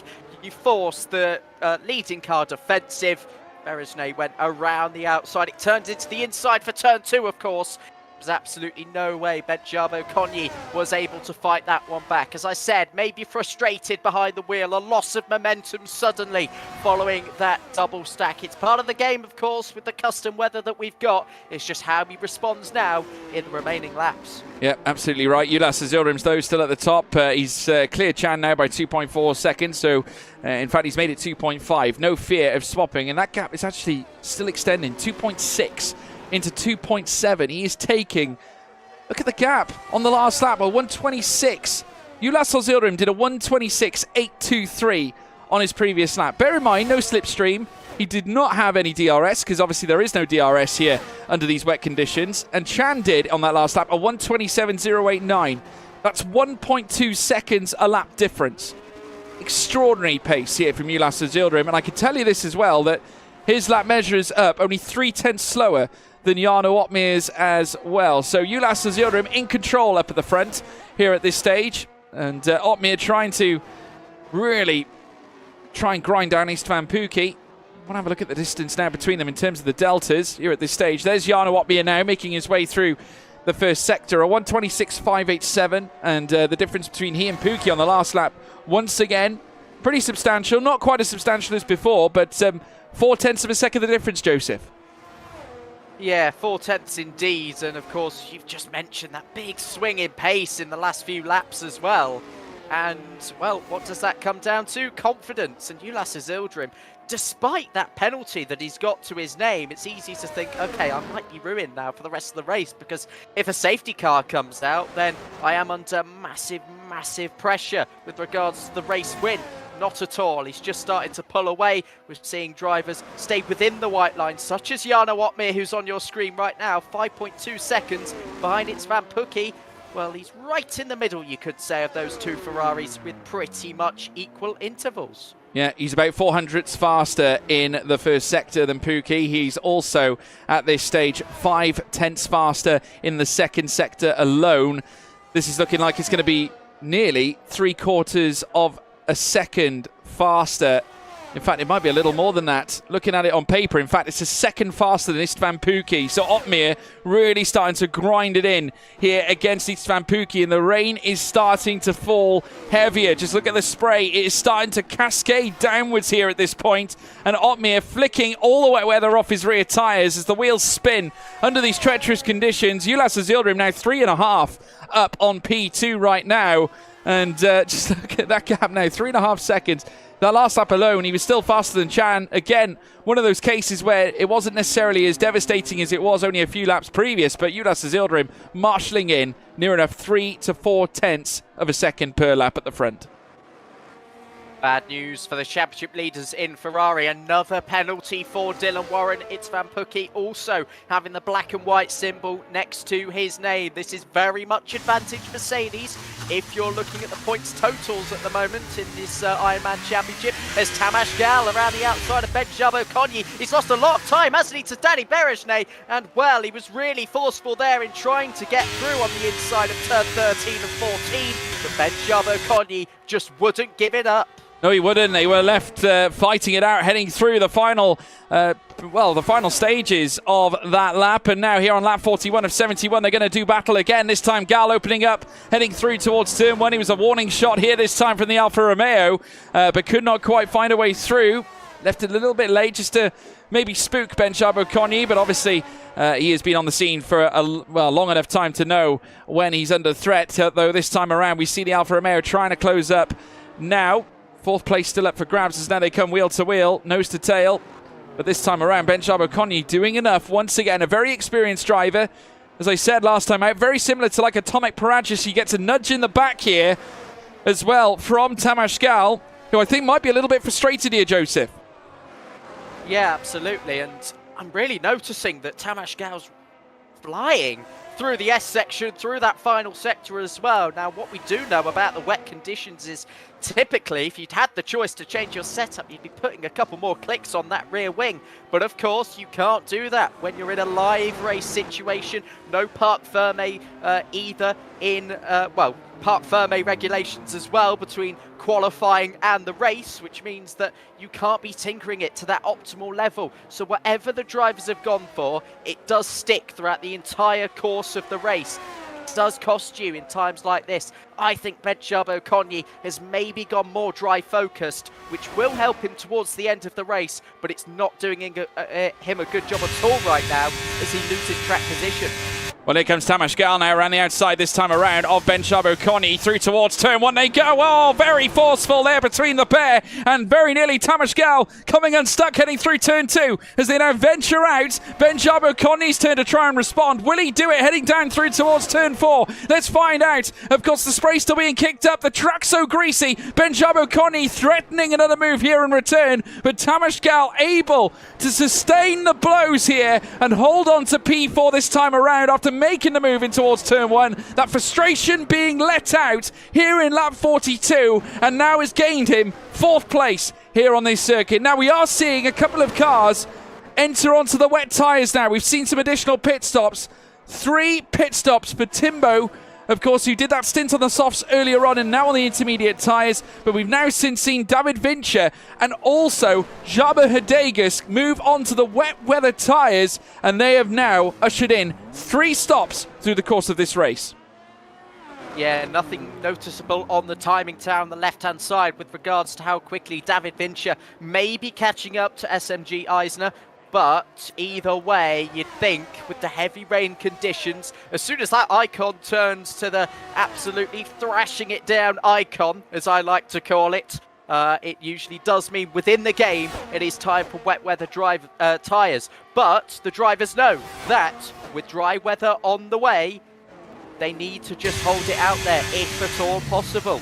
Yeah, they certainly do. There's Benjabo Connie who's trying to close up again on Tamas Gal. I don't think we've seen the last of this battle here at this stage, though Tamas Gal has looked pretty convincing on the last lap alone. If we take a look at the deltas between that pairing, of course, they currently sit at just around 0.6 of a second currently on track. In terms of the actual lap times that they did last time out, there was a whole second between them. Tamas Gal actually faster by a second. In fact, he was the fastest man on the last lap with a 1:37.07 and ushering in some decent lap times as well. P7 at the moment. Jana Watmir is very close to the back of Pookie now, only 2.5 seconds away, and that is coming down all the time. And I can tell you that differential between the pair is remaining, again, quite devastatingly different in favour of Jana Watmir as well. At this stage, they are looking like it is, in terms of difference, 6 to 7 tenths of a second faster than Pookie here, Jana Watmir. So I'm predicting in the next 3 laps or so, we're going to be seeing Otmir and Pookie come together. Yeah, we need one of those striking distance graphics because it's looking very ominous now in Itzvan Pookie's rear view mirrors, I should say, because, well, every time they go down that start-finish straight, he will notice that Jana Watmir has closed in by that sort of amount. He's halved the gap to Itzvan Pookie. He's doubled the gap to Dylan Warren since the last time we checked in. It's phenomenal pace from Jana Watmir. What can he do, though, once he clears Itzvan Pookie? It doesn't look like much because of how big the gap is in front of him, but either way, it will continue to instill some momentum into Jana Watmir. Yeah, it certainly will. And as they now head down on lap 44 of 71, Benjabo Connie now 5 tenths away from Tamas Gal, trying to stay within the aero so he can at least get some kind of drag. Heading down through towards the next S-bends, heading through the double right-handers as well here at the Autodromo Hermanos Rodriguez. Of course, heading through the realms of turns 8 and 9. Of course, they're going to be heading through towards the S-bends now. And still at the front end, Ulas Azildarim enjoying the clean air. And again, if you want to take a look at some of his previous laps, he's still ushering in at least, at the very minimum, 3 tenths of a second faster laps than Chan in second place. So Ulas Azildarim in the hot seat and looking like this win could yet be home and hosed, but there's still a small matter of numerous laps still to go. Of course, at this stage, looking at it on paper, we're looking at 27 laps remaining, which will soon become 26, in fact, as Ulas Azildarim crosses the line to commence the next lap, lap 45. Chan now down in second, 6 seconds now the gap up at the front, so still it is ever growing. Danny Berejnay, though, however, he is actually on par for a potential P2 here if he carries on his level of pace, because I can tell you that he was incidentally 5 tenths faster than Chan in second. Absolutely. Remember, he committed to getting dialed into the circuit in qualifying, and then, of course, started from the back, as the Mercedes Pro drivers have done throughout the course of this season. Once again, it's been a tremendous comeback, and now well, if there was DRS enabled, we'd be starting to talk about the prospect of him reaching that threshold in a couple of laps. But it's so much more difficult in these conditions because you have to close right into the driver before you actually make an overtake. It's not gifted to you on a silver platter like it might be with DRS. So Chanakinchi will be looking to defend. He'll be conscious as well of Ulas Azildrim, the fact that he's still got a penalty and the fact that holding P2 could still be very valuable. Benjabo Konyi sticking with Tamash Gal, which is good to say because, well, he was losing a lot of momentum, wasn't he? But he's now started to pick up the pace. And it is, I think, the benefit of following another car. Yeah, absolutely right. As Benjabo Konyi now enters the stadium section and still chasing after Tamash Gal at this point. As we take a look from the front wing of the Haas as it tries to close up on the Alfa Romeo team. Of course, they make their way through the final corners this time around. RHG, of course, looking after the affairs of both Haas and Sauber Esports at this point. Of course, both teams that are part of the F1 Esports Championship. Of course, we've seen Thomas Ronha driving the Alfa Romeo as he does so in the F1 Esports or the F1 Sim Racing Championship at this stage. This time around, though, Benjabo Konyi close enough for a potential move here on Tamash Gal. Goes in late, very late. In fact, it looked like he was going to perhaps let it go at least for this time around, but decided to open it up at the very last minute, which I think caught Tamash Gal a little off guard. Not enough to upset his chances of holding on to P4, though, because he's done it brilliantly. But a great chance now this time around on the next straight here, and he's going for a very awkward move here, Benjabo Konyi, but it's brilliant. It's sheer brilliance here from Benjabo Konyi. Squeezed to the tightest of gaps in this wet weather, but a switch back immediately from Tamash Gal, but it doesn't work, or does it? A tap in the rear once again, but it's Benjabo Konyi. He left it late, a daring move, the most daring of moves that you'll ever see in a race, and he's pulled it off and has taken that fourth place away. I think initially both drivers were as surprised as each other. Tamash Gal braking a little bit earlier. Benjabo Konyi pulled to the inside, and that's where it all started, really. He had to be brave, and he's done brilliantly there, hasn't he? Clipping the grass ever so slightly. No grip out there, certainly in real life, but he's utilised all the remaining grip there, out there, and made up a position once again into P4. Benjabo Konyi starting to really find a little bit more of himself out there. Yeah, and I'll tell you who else is as well. Remember when I said that Jarno will be closing within the next 3 laps or so? Well, I can tell you he's done that. He's right behind Istvan Pukki at this point as we now see them enter the next lap now out to the final corner. And once again, Jarno Opmeer relentlessly feathering that throttle, trying to close up on Istvan Pukki, who's be right on board here with the Flying Dutchman. His teammate Danny Berejne as well, closing up on P2's Chan as well as they head down through towards turn 1 yet again. And there you can see the Ferrari. It's treading water at this point, but so is Jarno. It is literally a case of trying to survive here in conditions that are less than easy on a tyre compound that isn't necessarily ideal here, Joseph. Yeah, certainly, and although I think the heavy rain period has completely passed now, and it's starting to only get better from here. Like you said, it is less than ideal, and the traction's difficult, the braking's difficult, every single lap there is a different feeling, and so any move the driver risks taking has the potential of going so very wrong. But Jarno Opmeer knows he's got the pace, around 7 or 8 tenths a lap in clean air over Istvan Pukki, as we said, prior to him catching. That sort of stalled a little bit. It's now trying to find the clearer lines, the less wet parts of the circuit. That's not simulated very well on the F1 23 game, but he's going to be exploring different lines, assessing where Istvan Pukki's weak, and just like that, over the curb, and almost making contact. Does Jarno Opmeer. Yeah, and I tell you what, Pukki really struggling with the conditions, and Opmeer knows it as well. He'll have his chance here on this next lap as they cross the start-finish line, and Opmeer now right in the tracks of the Ferrari. He'll surely get this done before the corner because Pukki has been struggling with the grip. Opmeer taking full advantage and moves up into 6th place. It was coming. He was knocking on the door. On that previous lap alone, he was 4 tenths faster at the very least, and now Opmeer is going to chase after Tamash Gal, but he's got 10.6 seconds to find. Danny Berejne as well, knocking on the door for P2. Yeah, Jarno Opmeer there. It did come very easily for him, but Istvan Pukki felt the pressure and he crumbled under that situation, and he handed it on a plate to Jarno Uppbeat, who had the slipstream going in towards that first corner and made the move long before it. Danny Berejnay, the other Mercedes driver, well, will the same thing here happen to Chanakinchi? There's an uninvited Red Bull behind. That's a lapped car. I was a little bit confused. It's a ghosted one of Jabba Hagedus there, who was on the wet tyres again, didn't seem to make much use out of it.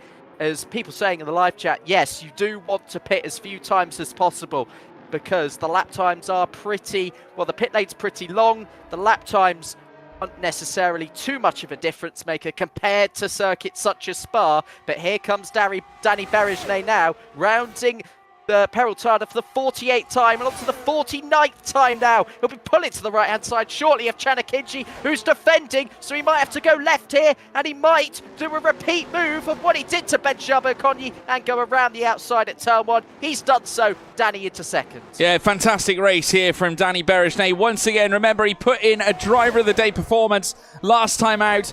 He has gained place after place. He started 16th. He is now up into P2. Look at the tyre performance graphic. They're still reasonably fresh. Nothing wrong with the tyres right now. It's all about the conditions out on circuit. These drivers have been managing that compound very well indeed. They can certainly take these far and deep into this race right now. And at this stage here on lap 49 of 71, second place now for Danny Berejnay, and has got 6.5 seconds. I tell you what, this isn't all said and done yet, Joseph. I can tell you that Berejnay is faster than Ulas Yildirim, and he has plenty of time to chop at that wood to potentially bring an end to Ulas Yildirim's comfortable run in P1. Absolutely. He needs to get as much of a move on now as he can before this starts to dry up again. And a reminder, it will be dry until the end of the race. As soon as the last of the rain clears here in Mexico City, we are racing dry to the end, just as we did in Monza, just as we did in Brazil. Both dry endings to that one, and both opportunities where drivers went for different tyres, and they did start to use that DRS to their advantage. But Danny Berejnay has got a long way to go if he wants to catch that up. But if he's within 3 seconds, it is very much game on. Well, I can tell you this, at this stage, that last lap, guess how much faster Danny Berejnay was than Ulas Yildirim up at the front end. I can tell you this, folks, that he was near enough 6/10 faster on that previous lap. So if he keeps ushering that in, surely it could only be a matter of time. Maybe within the next, I don't know, maybe 12 laps, he could perhaps close that gap, which would put it around lap 62, or, well, between lap 62 to 65. I think there could be a potential opportunity that we could be seeing Berejnay and Yildirim come together here in this Mexican race. But the big question is, what will the tyres be looking like when we head to that point, and will that scrap actually happen? It could be the case that Ulas Yildirim is adopting a little bit of saving, maybe just being a little thoughtful on the tyres as well. Of course, Berejnay has got to do the same, because he has to be aware that these tyres effectively will need to take him to the very end. Yeah, indeed. Not long to go. Everyone's still speculating about when this might dry up. It should be a soft tyre dash to the end. But of course, what we don't see, the setups, what we don't see, the ERS management as such, some of the most highly confidential things in all of esports that the teams and drivers wish to protect. It's going to be a surprise attack if we do see one, but lap by lap, 10th by 10th, Danny Berejnay has got to try and fend off Chanakinchi still, because fair play to him, he's closed. And I've got news here, Joseph. The rain is stopping, and according to my telemetry, rain is stopping in 10 minutes' time. 10 minutes' time, the clouds are going to dissipate, and we're going to experience perhaps some dry conditions here.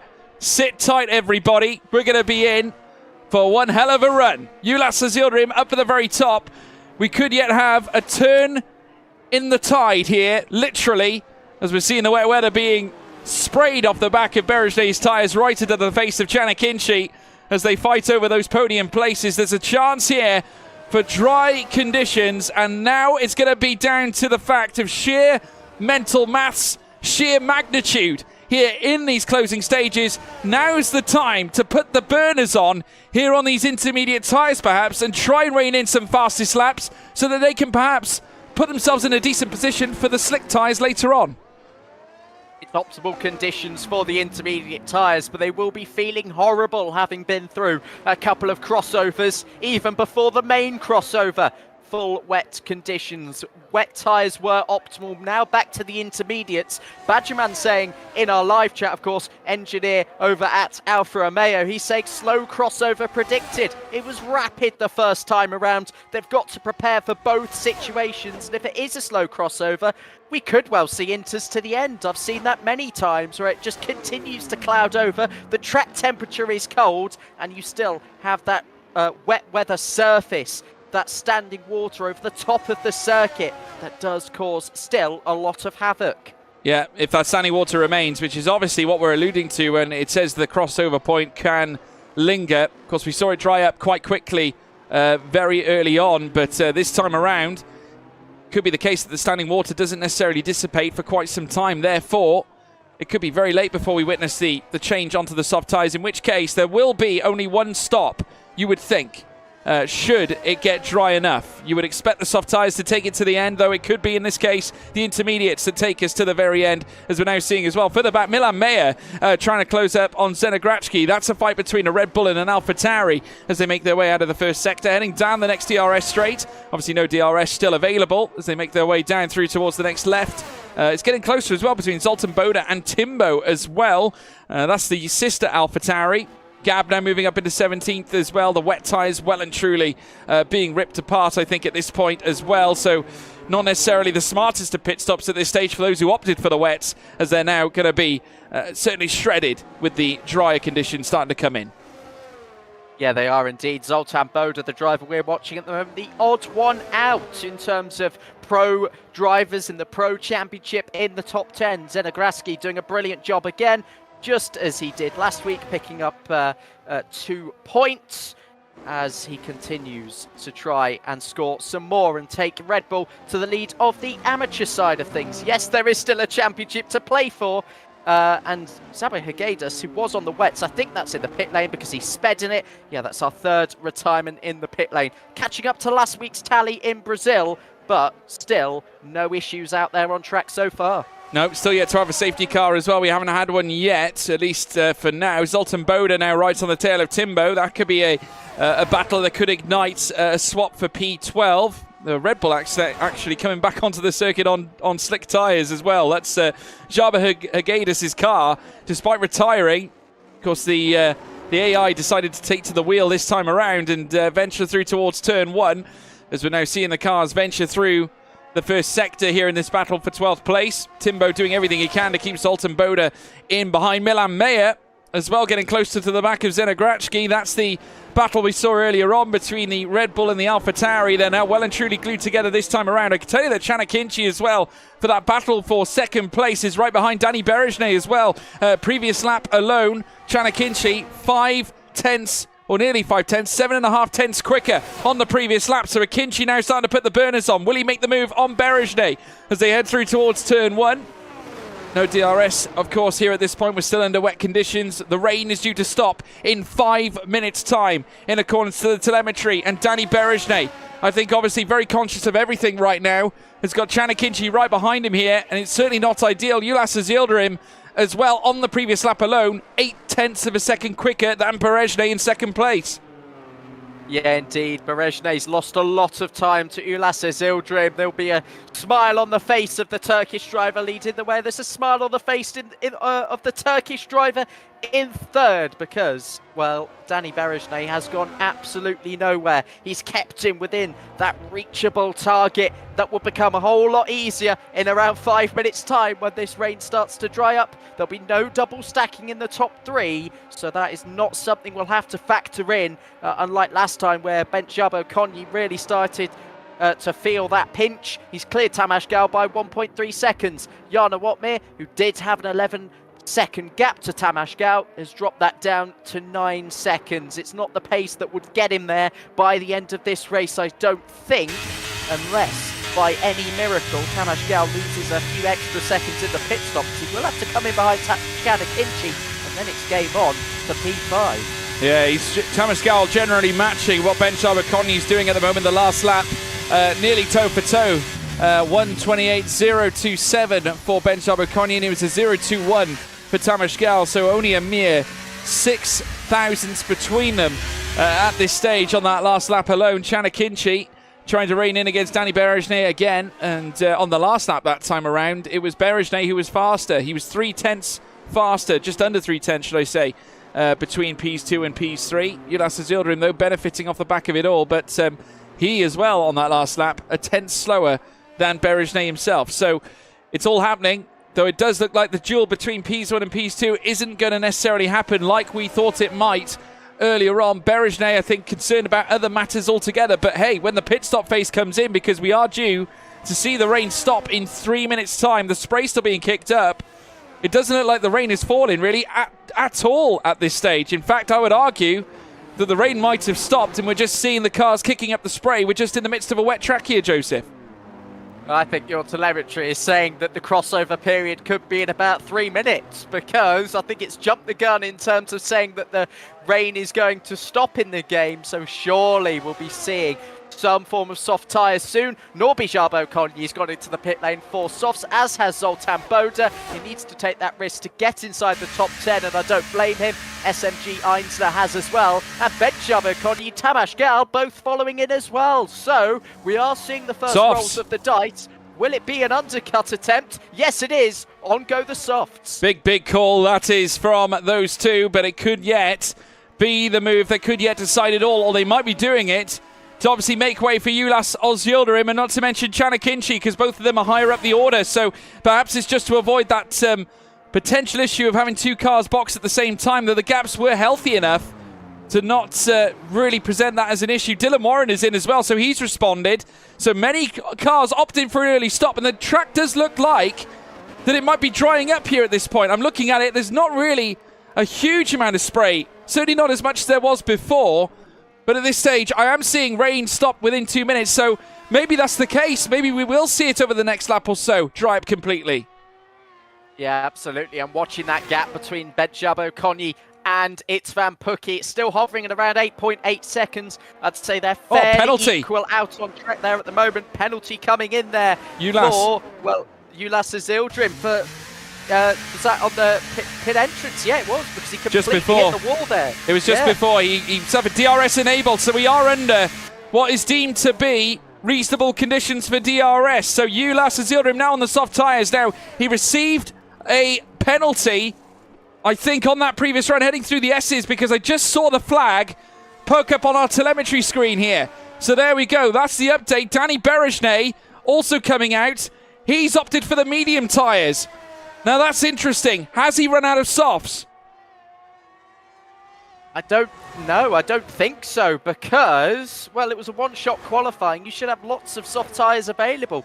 I think that is a genuine either error from Danny Berejnay, or he just feels like the medium tyres are going to be better over the course of 15 laps. I don't think so, because thinking about a 50% race, you'd be thinking soft tyres. If you scale it down to the sort of finish we'd have at about 7 laps, you think soft tyres all the way. So I'm not sure what Berejnay's strategy is here. Well, it looks like it's either no set, or it could be the case that he made an error. I would argue that, I don't think Berejnay is really one to make errors when it comes to crucial moves like this. But nevertheless, these things do occur sometimes from time to time. One thing I will say is that Chanakinchi has got to be licking his lips at the sight of this, because obviously he's got fresh softs on.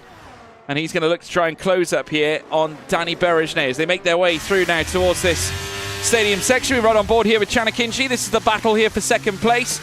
Of course, again, Ulas Yildirim in a good place, because whilst, of course, he does have the penalty, it does mean, though, with Danny Berejnay on the medium tyres, I will say this, Danny Berejnay doing a great job in terms of keeping his car out in front, but Chanakinchi will have the DRS as he now makes his way down through towards turn 1. Second place on the plate here for Danny Berejnay and Chanakinchi. Kinchi, though, with the advantage on that soft rubber. The DRS going to work for him here on a dry track now, here on lap 58 of 71. And now he's got to try and take it home. Can he break the gap between he and Hungarian Danny Berejnay?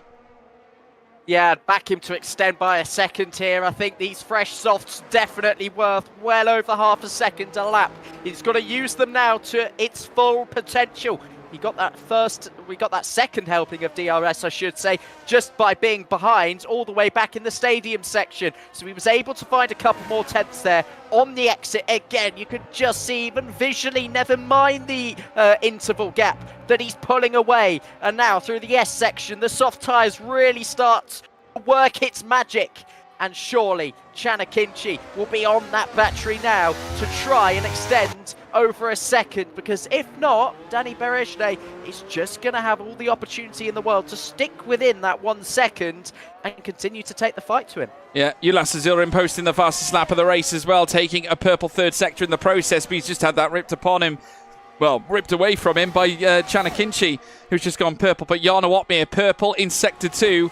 He could yet steal the fastest lap of the race so far. Should he usher in a fastest Sector 3? And I think he does. I think that could be fastest lap. Though saying that, Jarno did lose time in Sector 1. So, unfortunately, not quite close enough. In fact, 5 tenths off from getting the fastest lap of the race so far. Danny Berejne opening up that rear wing once again, heading down through towards turn 4 and 5.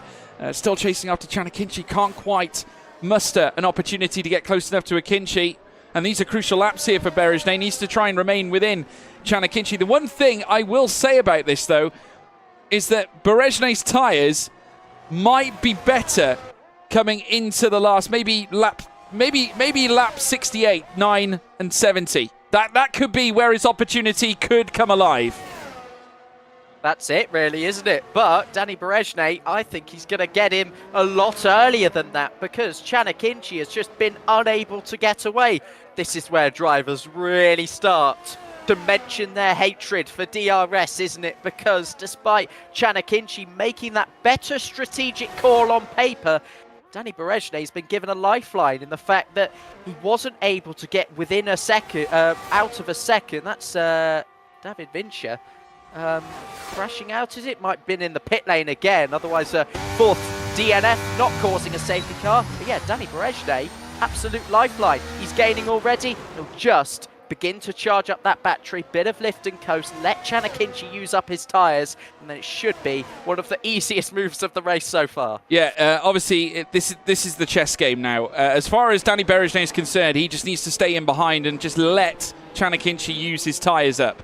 That's what Berejne needs to do. His fight will come towards the end of this race, and even though he might choose to opt for it early. But further back as well, we've got it coming together between Benjamin Coney and Thomas Gal as well. So lots here on the table. Ulas Azilrim, though, currently enjoying life up at the front end, and his last lap being 4 tenths faster than Chanakinchi in second place as well, and a tenth faster, nearly 2 tenths faster than Danny Berejne as well too. So Jarno Opmeer, in his last lap, 1:17.483, and it wasn't quite as fast as Tamas Gal in 5th place, but remember, Gal does have that DRS on Benjabo Konyi, which I'm sure will come in useful later on, and in fact, I think Gal will probably end up making a move here for P4 very, very soon, but this time, Danny Berejne might also make a move as well. He'll have DRS, and he's going to look to try and push the button here this time around on Chanakinchi, down through towards turn 1. The Mercedes back into second.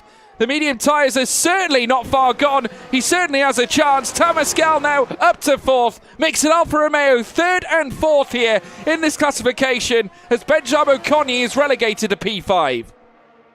He is indeed, and I just wonder what might have happened to Berejne if he went onto those soft tyres first time around. Chanakinchi probably wouldn't have overtook him as easily, and they'd have both been really pushing to the back of Ulas Azilrim, because that gap hasn't really shifted much from when they first pit for these slick tyres. So Danny Berejne still in regret, still focused, still confident that he can maybe try and withdraw some of that gap to the race leader. Penalties in play as well. It's a high pressure situation even still for Ulas Azilrim, as we've seen that gap come down already. Yeah, we certainly have. Berejne going to work here at this point. I'd be very interested to see what his lap is going to look like after this one. I can tell you he was faster than Ulas Azilrim in the first sector on this lap by nearly 9 tenths of a second, and he's just posted the fastest lap of the race on medium tyres against everyone else who are on soft. So Danny feeling the mediums here. The mediums might be considered OP here at this track. Now, I can tell you that last lap... You ain't going to believe this. In fact, it's 7 tenths faster than Ulas Azilrim on his previous run. Benjabo Konyi getting past Tamas Gal as well. So there's still chances here for Danny Berejne. And as he looks to try and rein in that 6.6 second gap, he just needs to make sure that Chanakinchi doesn't become necessarily the thorn in his side. We could see a twist in the tail come the end of this race. Well, I'm just thinking, based on what you've said, that's how much DRS is worth, isn't it? 7/10 of a second, because he had that double helping, as I said once again. That is true. It's not going to be the same throughout. So even though he might have had that 7/10 there, I don't think that will sustain unless those soft tyres suffer a significant drop-off, which you start to get round about 25% of the way through its life. Well, let's wait and see. This next lap could be the decisive one. Obviously, this time around, Chanakinchi will have DRS on Danny Berejnay, but they can help each other out here and obviously work together to try and get themselves closer to Ulas Zildrim. So they are going to have to work together if they want to try and enter the win fight as he now crosses the line. Let's take a look at the lap difference now. And yes, indeed, it looks like the DRS was the difference. Last lap alone, Ulas Zildrim actually matching Danny Berejnay's time of a 1:17.6 against a 1:17.648. We got movements further back as well as Tamas Gal goes for fourth as well. And now makes it once again a Alfa Romeo 3 and 4 here at this point as well. Those two will continue to swap, though, you'd fathom, as they make their way through the race. Jarno Opmeer still losing time, though, however. And in fact, I would argue that Ben Sabo-Konyi, he was actually faster on that previous lap, as was, Tamas Gal was just a little bit slower, incidentally. Quite a bit slower, in fact, as they now make their way through the double right-hander. But obviously with Gal now up into fourth, that puts obviously a car in between he and Opmeer, who's currently sat in sixth place. Just registered, though, a 29.8 in Sector 1. So he is still trying, he is still going to work, but needs something to happen for him here, I think, to gain any hope or any glance at a potential top four. But nevertheless, the car's making their way through, and there is Chanakinchi all over the back here of Danny Berejnay. Crucially enough, though, on that last lap, Berejnay did enough, though, to keep that Alfa Romeo in behind. Yeah, he did indeed. But again, Chanakinchi doing exactly what Berejnay was doing, charging up that battery, sitting in that about half a second window to be able to, with the push of a button, get on the ERS and start to close in. Just look how much the DRS is worth here, closing it to within a tenth. As Berejnay's a little bit later on the break there, Chanakinchi backing out of that one. But again, here comes the second opening of the rear wing. I don't think he's close enough again to go for the move. The ERS on the onboard looking a little bit scared still, but he's just letting him know that he's still there, the Alfa Romeo driver. The previously pointless Alfa Romeo might well go away with a podium here tonight. Yeah, well, at this stage, I mean, as long as he stays within DRS of Danny Berejnay, then he's always got a chance at this P2. But the question is, can his tyres hold out better than the mediums? Because they might turn to a point, as we said, when they venture out on maybe lap 68, lap 69, 70, into 71, that maybe Berejnay's tyres are the more favourable. Of course, the longer these burn onwards. I mean, I know, obviously, no trouble for the softs to get to the end of this race, but it's more about when the mediums cross over against the softs. So we'll have to wait and see. But Berejnay doing enough already without the need for a window or a lack of grip from the soft tyres to maintain his pace levels here at this stage. In fact, he's matching Chanakinchi's time blow for blow, and bear in mind, Chanakinchi has got the DRS. Yeah, he does indeed. 7 laps of racing here still to go. Danny Berejnay, the only driver in this top 12 at the moment to have gone for the medium tyres. I still think that was very much a mistake. 7 seconds the gap to Ulas Zildrim. I think you can wave bye-bye to any chance of a race victory. And now Chanakinchi can make this an entertaining fight for second. And I think that is what he's doing at the moment. Really reeling in Danny Berejnay down every single DRS straight. There were 3 of them around here in Mexico. That's what brings the cars so close together. Ben Sabo-Konyi doing exactly the same thing in behind as well. For P4, as the Alfa Romeos are going to make this an entertaining one. Yeah, well, I can tell you, it looks like Berejnay is actually so much quicker heading through the S's, and that's the difference, folks. You see the difference in class, you would say, with a current F1 Esports talent such as Danny Berejnay. I mean, of course, Chanakinchi is a very accomplished league racer, very talented, has been at the top end, has worked for various different top esports and sim racing teams. But Danny Berejnay showing us why he has been in the top fold of F1 Esports now for such a long time. One of the veterans of the series as well. It was obviously teamed up with Jarno Opmeer the season he won his first F1 Esports title. This time around, though, you could see Chanakinchi might go for a late move into turn 1, opting against it here. I genuinely think here that there's some sensible saving here from Chanakinchi, trying to save the ERS and also maybe the tyres. Yeah, indeed as well. He won't be braking us late. He won't be pushing us hard into the corner and putting some extra load, some extra temperature into them where it doesn't need to be. Chanakinchi is being very sensible and acknowledging that the best opportunity will come towards the final few laps, because otherwise Danny Berejnay is just going to do exactly the same thing to him in terms of having the tyres available to him with the better Nick medium tyres, have more ERS sitting in behind as well, more lifting and coasting. So Chanakinchi is just not going to let him have that opportunity. He continues to stick behind here, but based on Danny Berejnay's drop-off to Ulas Azildirim, I think that Danny Berejnay is doing a similar sort of saving as well in terms of his ERS. Yeah, I think so. I mean, I'm looking at this right now, and I think Chan is just utterly comfortable waiting in behind Danny Berejnay, just saving up the energy and just applying the DRS to stay in contention with the Mercedes in front of him here, opening up that rear wing once again. The time gap between them, 0.2 of a second of the realm.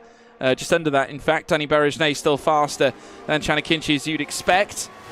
As they head through now towards turn 1, Ulas Azildirim comfortable up at the front. Though I will say this, Danny Berejnay lapping a tenth to 0.2 quicker per lap against Ulas Azildirim at this stage. By no means will that be enough to get him in contention for a race win this time around. But, you know, it's incredible to see how well Danny is doing. But at the same time, that could be down to the fact that he is obviously on that medium time. We could be seeing that, that switch over between the softs and the mediums.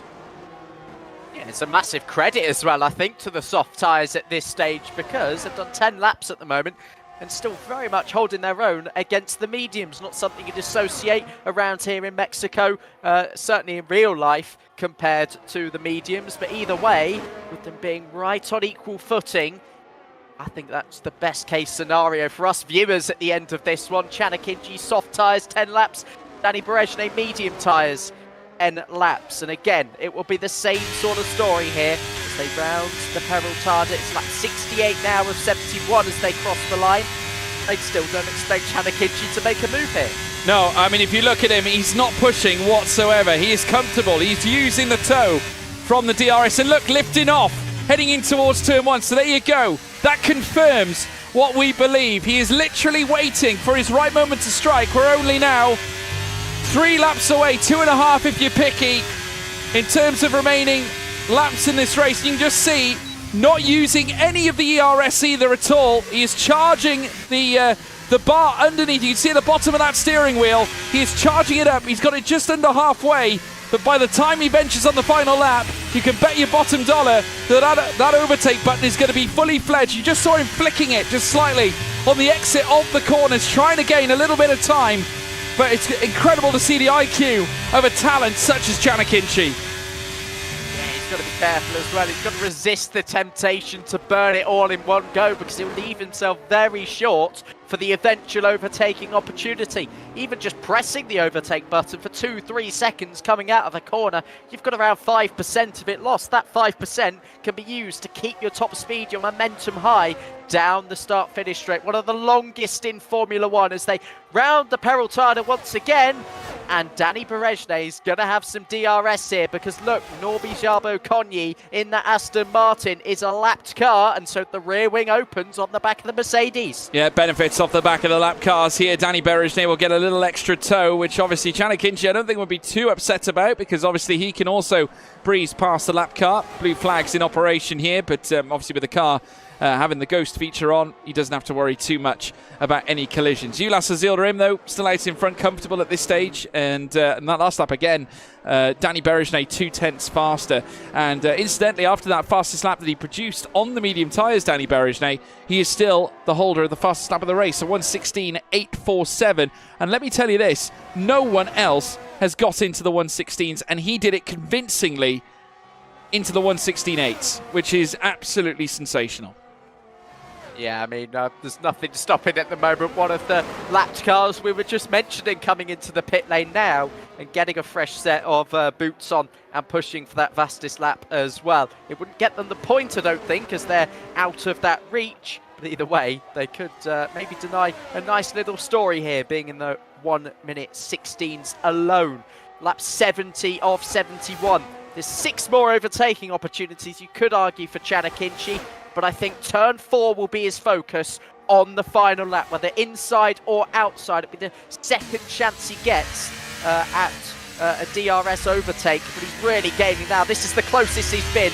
I think he might even fancy turn 1 on lap 71. I think so. Penultimate lap of the race now, folks. Ulas Azildarim leads the way. 6.2 seconds now between them up at the front end. And on that last lap alone, I can tell you that Danny Berejnay, off the back of receiving that DRS, 7 tenths faster than Ulas Azildarim on that last lap. So it's 6.1 at this stage. But obviously we know that that DRS effect isn't going to come regularly enough. And certainly with us coming into the closing stages, the battle for P1 is effectively over unless Ulas makes a critical error. But here now we're witnessing the battle for P2 underway here now as they venture through towards the stadium section. Chanakinchi trying to gun for it here now as he looks to try a flick of the rear though from the Alfa Romeo, which could suggest that maybe the grip is starting to fail him. Let's wait and see as they come through towards the final corner here on lap 70 to begin their lap 71. Ulas Azildarim has already crossed the start-finish line as they venture down through towards turn 1. There's the tyre difference. There you can see between Chanakinchi and Benjabo Koni, both equilateral on soft tyres. Here comes Chanakinchi now, looking to take P2 here on the final lap. They bash wheels together as Berejnay looks to defend. They make their way towards turn 1, late on the brakes from Berejnay. Wow, what a sensational defensive move,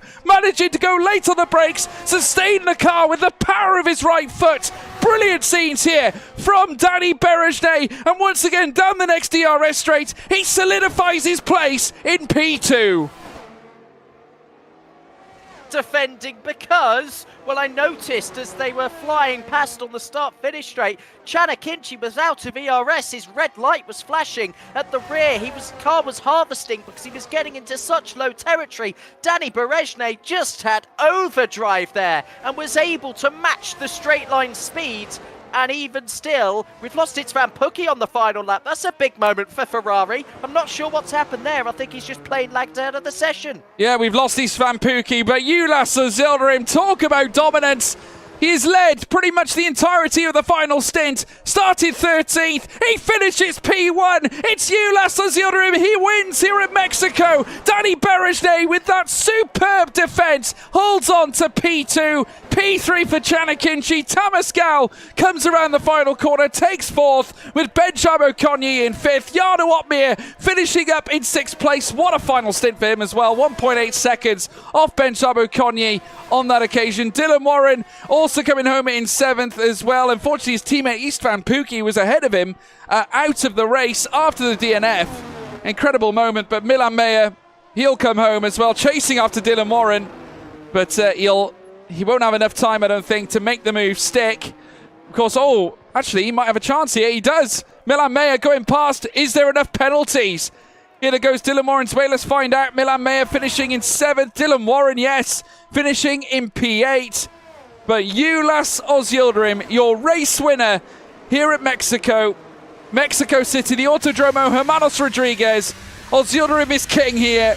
Another stellar performance from the Turk as he takes a plethora of points for Haas. Dylan Warren, Jarno Uppbeat, Ulas Azildarim, your 3 different race winners in the first 3 official rounds of this Titanic Ironman 100% championship. It's been a thrilling watch, hasn't it, in the first 3 rounds of this season. That was another one. It got tense towards the end, but this time Ulas Azildarim was absolutely unfazed at the front of the field, and he's penned into the history books. Certainly is. Ulas Azildarim now with a victory under his belt. Stellar showing there for Haas, and a great race for him too. His best lap at 1:17.399. Of course, making 2 stops on intermediate tyres. Well, in fact, 2 stints on intermediate tyres. Came in after 6 laps on the opening start on the inters and went on to the medium tyres. 27 laps accrued on that compound, eventually finishing on the softs to take it home. And he is, of course, our victor. Despite a 3-second time penalty, it did not stop him. Danny Berejnay, fastest lap of the race, was working hard to try and regain the delta. Only had effectively 3 seconds to find, but just could not find it. Did enough, though, to defend against Chanakinchi on that final lap. Great effort, though, nonetheless. Tamaskel comes home in 4th to make it a Alfa Romeo 3 and 4. They finish in tandem. Haas finishing in 5th as well with Ben Jabo-Konya. Jano Otmir 6th. Milan Mayer in 7th. Dylan Warren in 8th. Zoltan Boda in 9th. Timbo in 10th place as well with Jabos Wenzel, Zenograchki, Puki, Jabo-Konya, Eisner, Gab, Vinscher, Hidegas, as well as Alroot, Danny finishing, of course, the bottom 4, DNFing from the race. So there we go, folks. That is all the drama. That is all the action. I mean, it was a pleasure to watch, Joseph. I mean, how do we diagnose that? I think, obviously, Ulas Yildirim just doing what he needed to do. It wasn't really a lot of flash and flare from his part, but I think, for one, Danny Berejnay, a worthy contender for driver of the day, in my opinion. Yeah, he'll be well within and up there in the votes once again.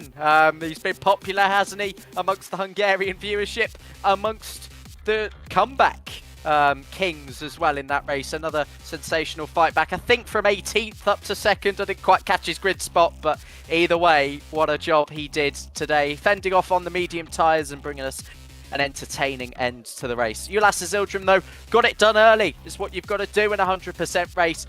Get a move on, and it becomes very difficult to catch. Yeah, it certainly is. I mean, obviously, he did brilliantly. 3 seconds in the end is all that separated Berejnay and Ulas Yildirim. Essentially, that's the price of a penalty at that point. I mean, obviously, there was 6 seconds between them.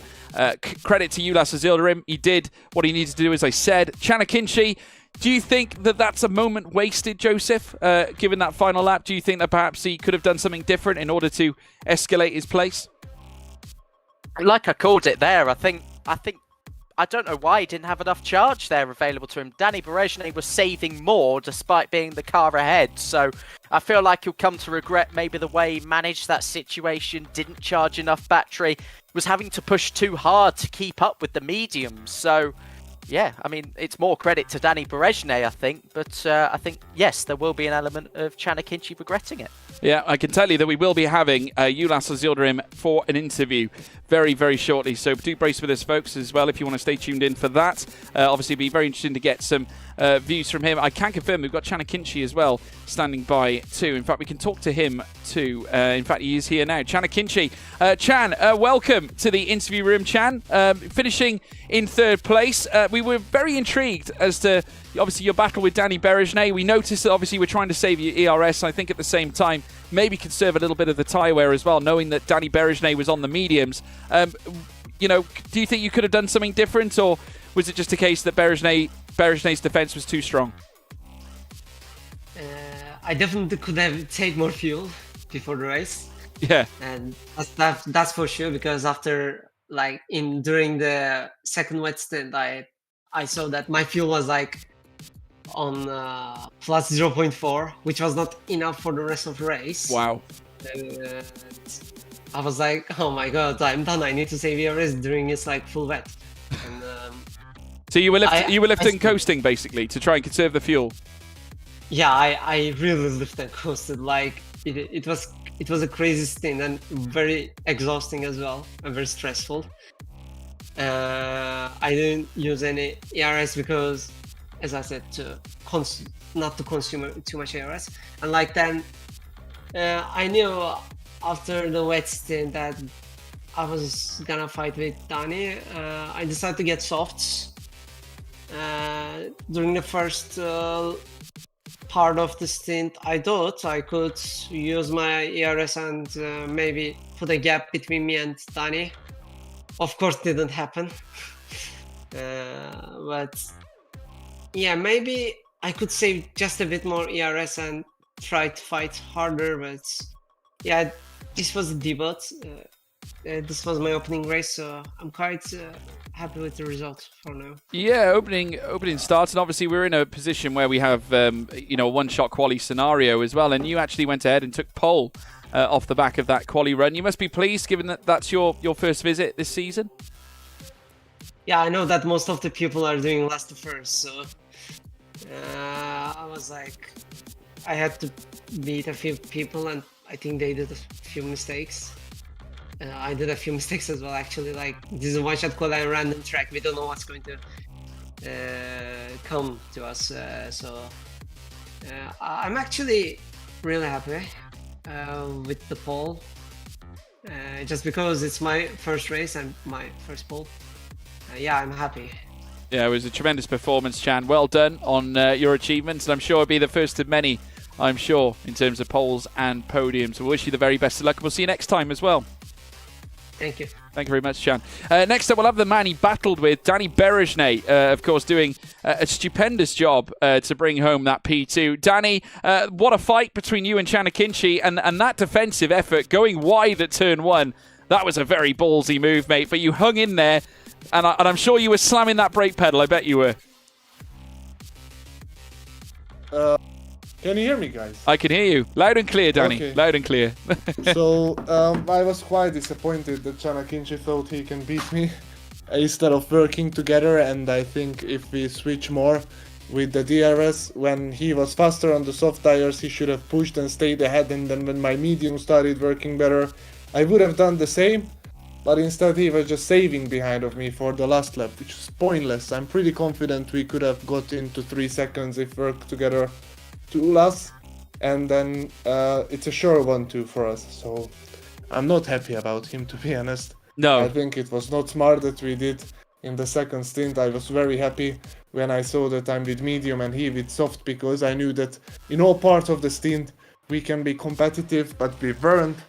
So in the last lap I was a bit angry as well, and I knew that I will brake even later than ever into turn 1 or any turn where he comes alongside, and then I can at least get the P2, which from my starting position is not too bad, but Ulas only started like 3 positions ahead of me, so he definitely did amazing race as well, and well done to him.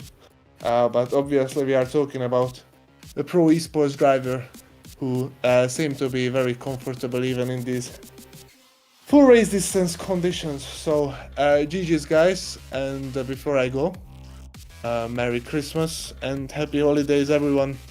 I don't think we will speak until the new year. Well, no worries, Danny. Have a Merry Christmas yourself. I bet you're keen to get off, so we'll let you go. But hey, listen, we hear you loud and clear, my man. Congratulations on the P2. I know you probably wanted more, but we'll see you again, I'm sure.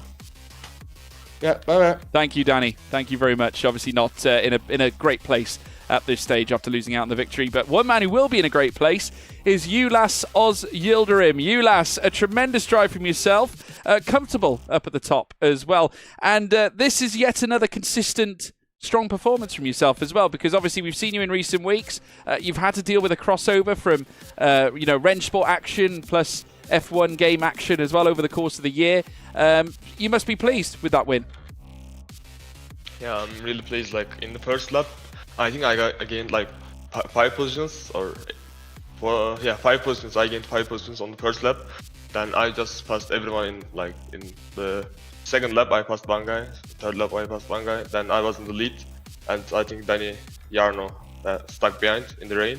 So I gained so much time from that. And when I got in the front, like in front of John had no fuel, so I could push and he couldn't push.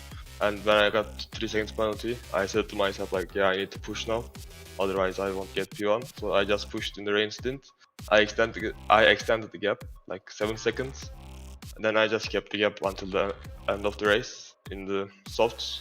Then he had better race tires, but he only catched in the last 4 laps, I think, because I had the drop off. But I am really happy with the result. Yeah, no, it looked like a tremendous drive, and obviously very well managed as well. Let's just consider as well the fact that you started P13. You had a lot of the field to get through. The changeable conditions did impact as well, because twice we went onto the intermediate tyres. You yourself went on the mediums. Do you feel the medium tyre is definitely the strongest one aside from the soft here at this track? I don't think so, not really. Because in the softs you will be faster in the 100% race for like 10 laps, okay. And after that medium will get faster.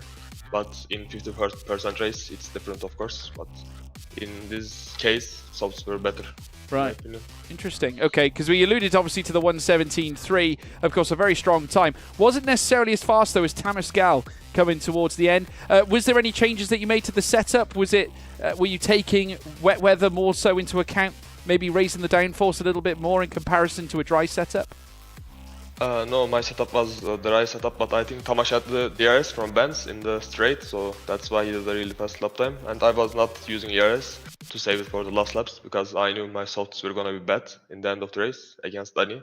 So I saved my ERS for the last laps, and it worked out very well. Very well, so tremendous drive from yourself as well. I mean, obviously starting 13th to take the victory. Looking ahead, do you think there could be more victories to come? I hope so, yeah. Pace looks good right now. I hope so.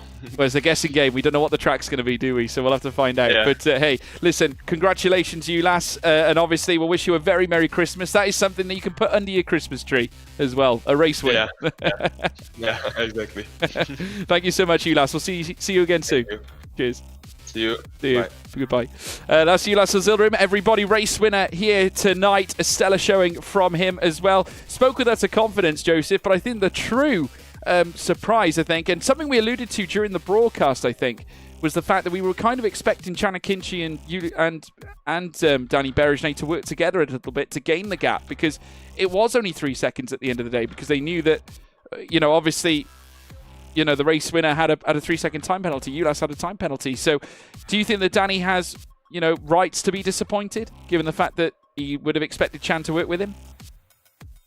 I completely agree. I mean, you mentioned, I think, at one point, the Delta 7/10 quicker when the DRS was available. If you have that going back and forth every single lap, then you are within 3 seconds in a matter of laps. So, yeah, I can understand Danny Berejnay's frustration. I can understand because he's been in the heat of the moment in so many situations. I think he very much understands the severity of that situation, and I don't blame him for having that reaction. No, incredible. I mean, obviously, let us know your reaction as well, folks, and I'm sure we'll be reviewing it as well. But what a tremendous race. Credit as well to Ulas Azilrim again for taking the victory. Measured performance, very well done indeed. P13 to P1. Credit to Danny Berejnay as well. What could have been P1, he started 16th nonetheless, finishing in 2nd place. What a performance. And obviously Chanakinchi taking a first pole in a maiden start here in the Ironman League. But nevertheless, we now look ahead to Christmas, this being the last race of the Ironman League before the holiday period. So I want to say a big thank you to each and every single one of you for tuning in, and I hope you all enjoy your Christmas festivities. If you want to check me out, you can at George Morgan TV. You can find me on Instagram, Twitter, Instagram, TikTok, you name it. I'm everywhere. As well as, Joseph, you got much planned for Christmas? Do you want to share people as well, your Twitter tag and where people can find you? Yeah, if you just put that in, you might find me, but if not, put the SHZ, because I've changed it since then. But if you want to find me, you can do. I just want to say it's been an absolute pleasure being here tonight, and I'd like to apologise again for the brief Wi-Fi cutout, but as I'm glad it got fixed, and I'm glad that we were able to share the majority of the race together for the first time. Well, my new name for you is Robo Joe. So there we go. We're going to start calling you that, I think. That is going to be the future name for Joseph, Robo Joe. But yes, guys, it's been a privilege. Enjoy your holiday season. Thank you so much for your dedicated support. Make sure you check out WOR League as well, and give Timbo a bit of a shout out as well for all the hard work he does putting in this Ironman League together. It certainly has captured the imagination and the attention of many of you, the drivers, the teams alike, and we look forward to bringing it back after Christmas. But in the meantime, enjoy the holidays. We'll see you then. Take care of yourselves. Goodbye.